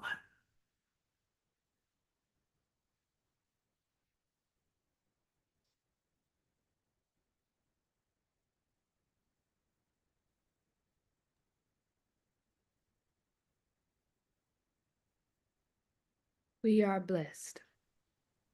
We are blessed to be Black women. What a blessing to be born a Black woman. Thank you, Dr. Cole. Thank you, Dr. Dukes. Thank you all, sisters. And as Dr. Janetta Beshko would say, amen and a woman too. Sisters, we have come to the close of our agenda for tonight. Thank you. And before we depart, and I think we may go into a brief after hours tonight, before we depart and as we break, there is a video that we wanted to share, and we would like to say a great hello to two First Ladies that I know is joining the call. First Lady Dawn Moore, First Lady of Maryland, where we saw our Senator-elect is joining us and is with us tonight. And also First Lady Scott, who is the First Lady of Baltimore, whom I admire her partner, who is someone that has always stood up for Black women. And we are just so proud and so honored. I remember several, maybe now over a year ago, that Mayor Brandon Scott had put forth a strong Black woman to be the city administrator in the city of Baltimore, and went with Black women sisters, got together to make sure that that appointment of our good sister Faith actually came into fruition. And so we are super excited and honored to share this video as we close out and transition into after hours. This powerful video, which in many ways is a love letter from our brothers to our sisters. And I, like many of you, probably have received countless text messages from brothers across the country saying that we as Black women did our part and that they were in solidarity with us. And so I hope that you enjoy this video if you have not already seen it.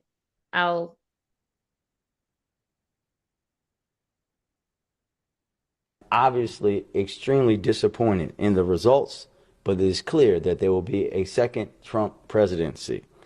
It is really on my heart this morning to say that as a man, but more importantly as a Black man, that this country does not deserve Black women or Black people, but specifically Black women.